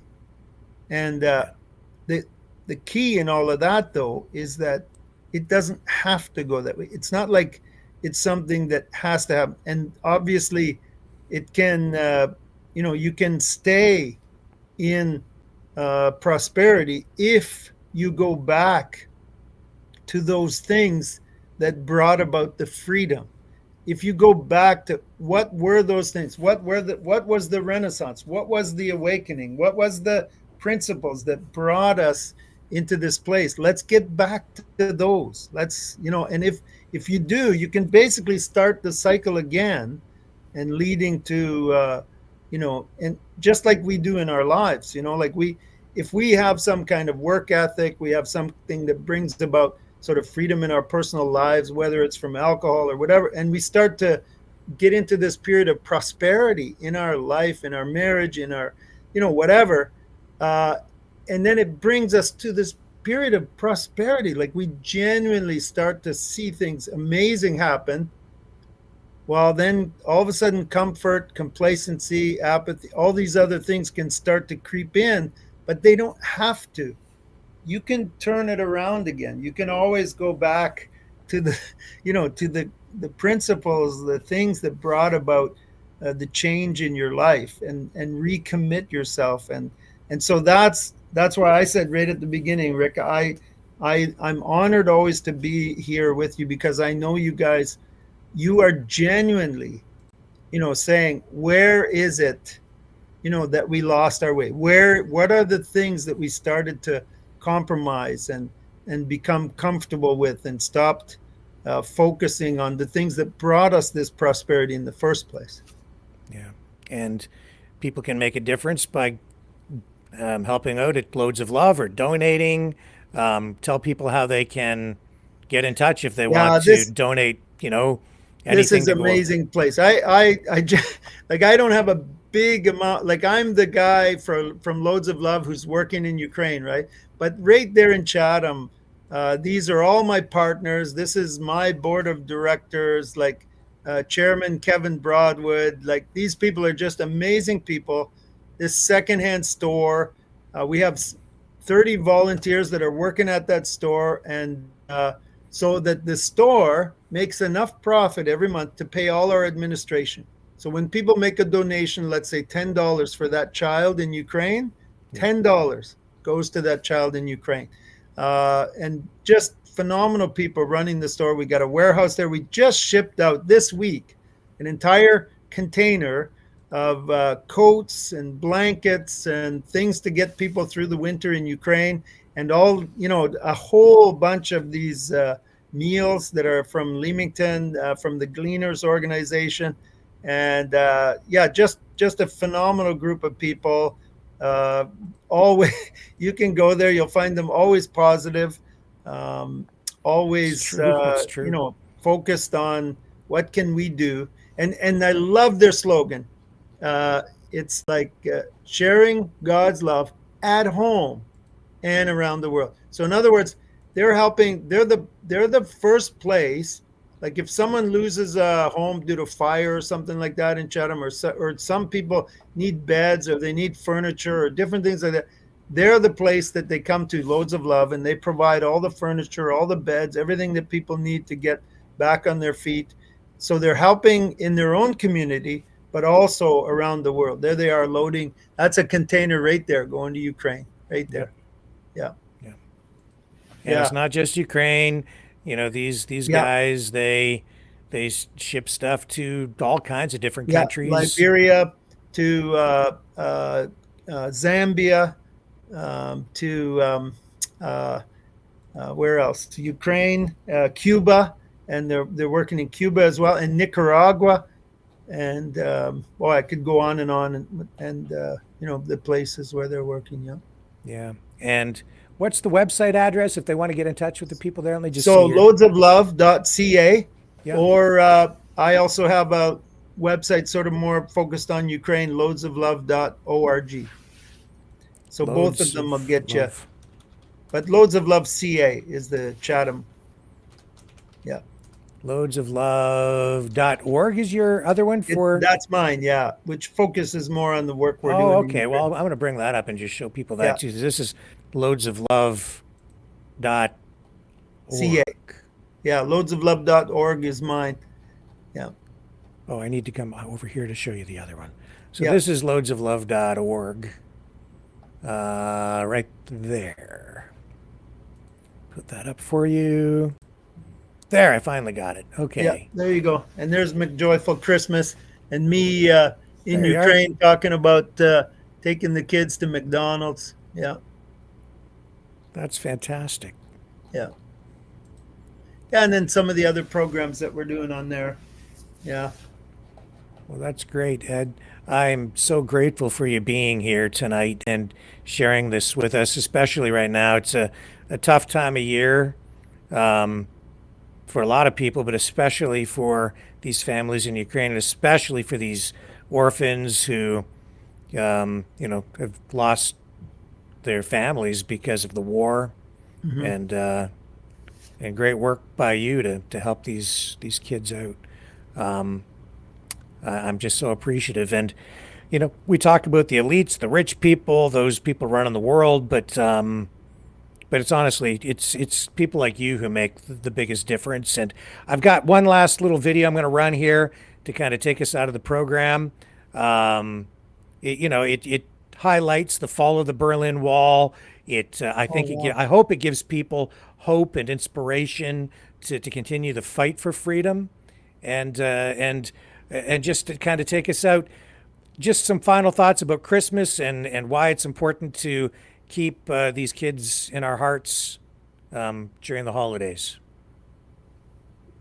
Over to you for a final thought.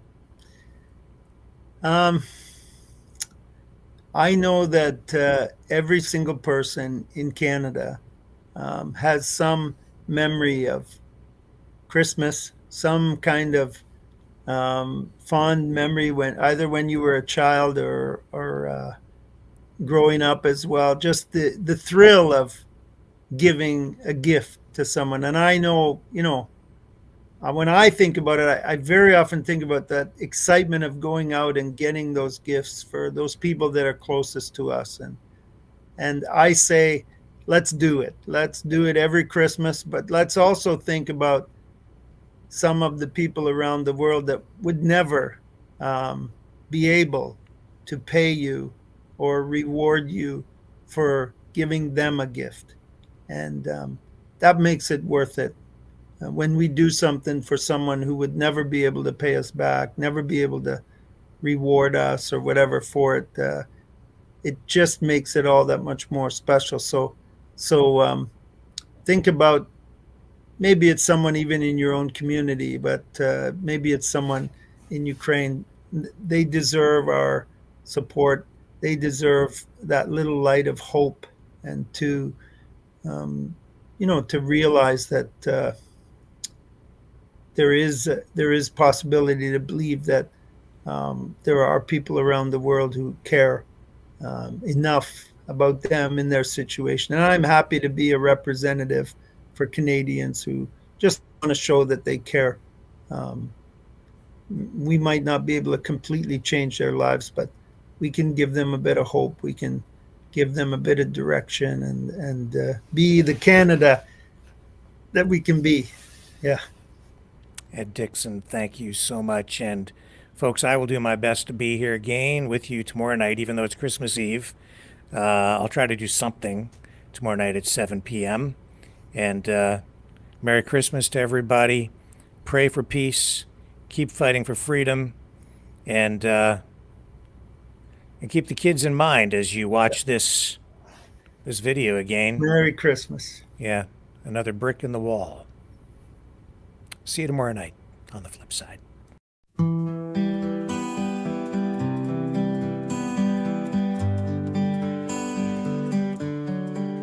We watched the old wall crumble, we heard the freedom's call, but now it's rising higher under Putin's shadowed thrall.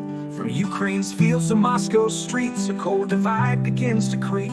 A world of fear where truth is bent and promises are sold too cheap. All in all, it's just another brick in the wall. All in all, we're calling Putin's fall.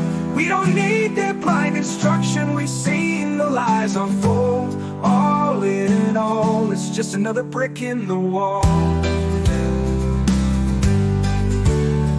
He speaks of glory of days long past, where all would kneel before his cast. With tanks and threats he stakes his claim, while silencing those who dare to blame. Propaganda clouds the mind, we don't need no education, blind to the bloodshed and the strife, where Putin's dreams cut deep like knives. Can't you hear the children cry? Can't you see the tanks roll by? In Putin's world where truth is broken, we're just pawns in the lies unspoken. A wall of fear, a wall of light, where freedom fades into the night. We stand upon the edge once more as Cold War ghosts return to life. They tell us not to question, to walk in shadowed lines, but we've seen the fall, we've felt the cold, we know the weight of all their crimes. Ukraine's cries, a world denied, a broken bridge that's left behind. In Putin's quest for power's throne, they're building walls we can't condone. All in all, it's just another brick in the wall. All in all, we're trapped within his thrall. We don't need their false direction, we see through the stories they've sold. All in all, it's just another brick in the wall. So if we rise, if we resist, we break the walls they built like fists. For in our hearts where hope is strong, there's strength to fight against the wrong. But if we fall, if we concede, remember what the future needs. All in all, it's just another brick in the wall.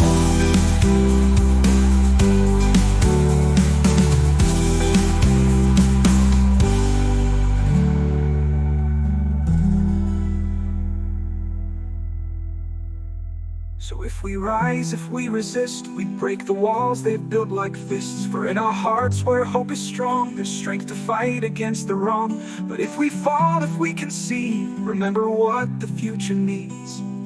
All in all, it's just another brick in the wall.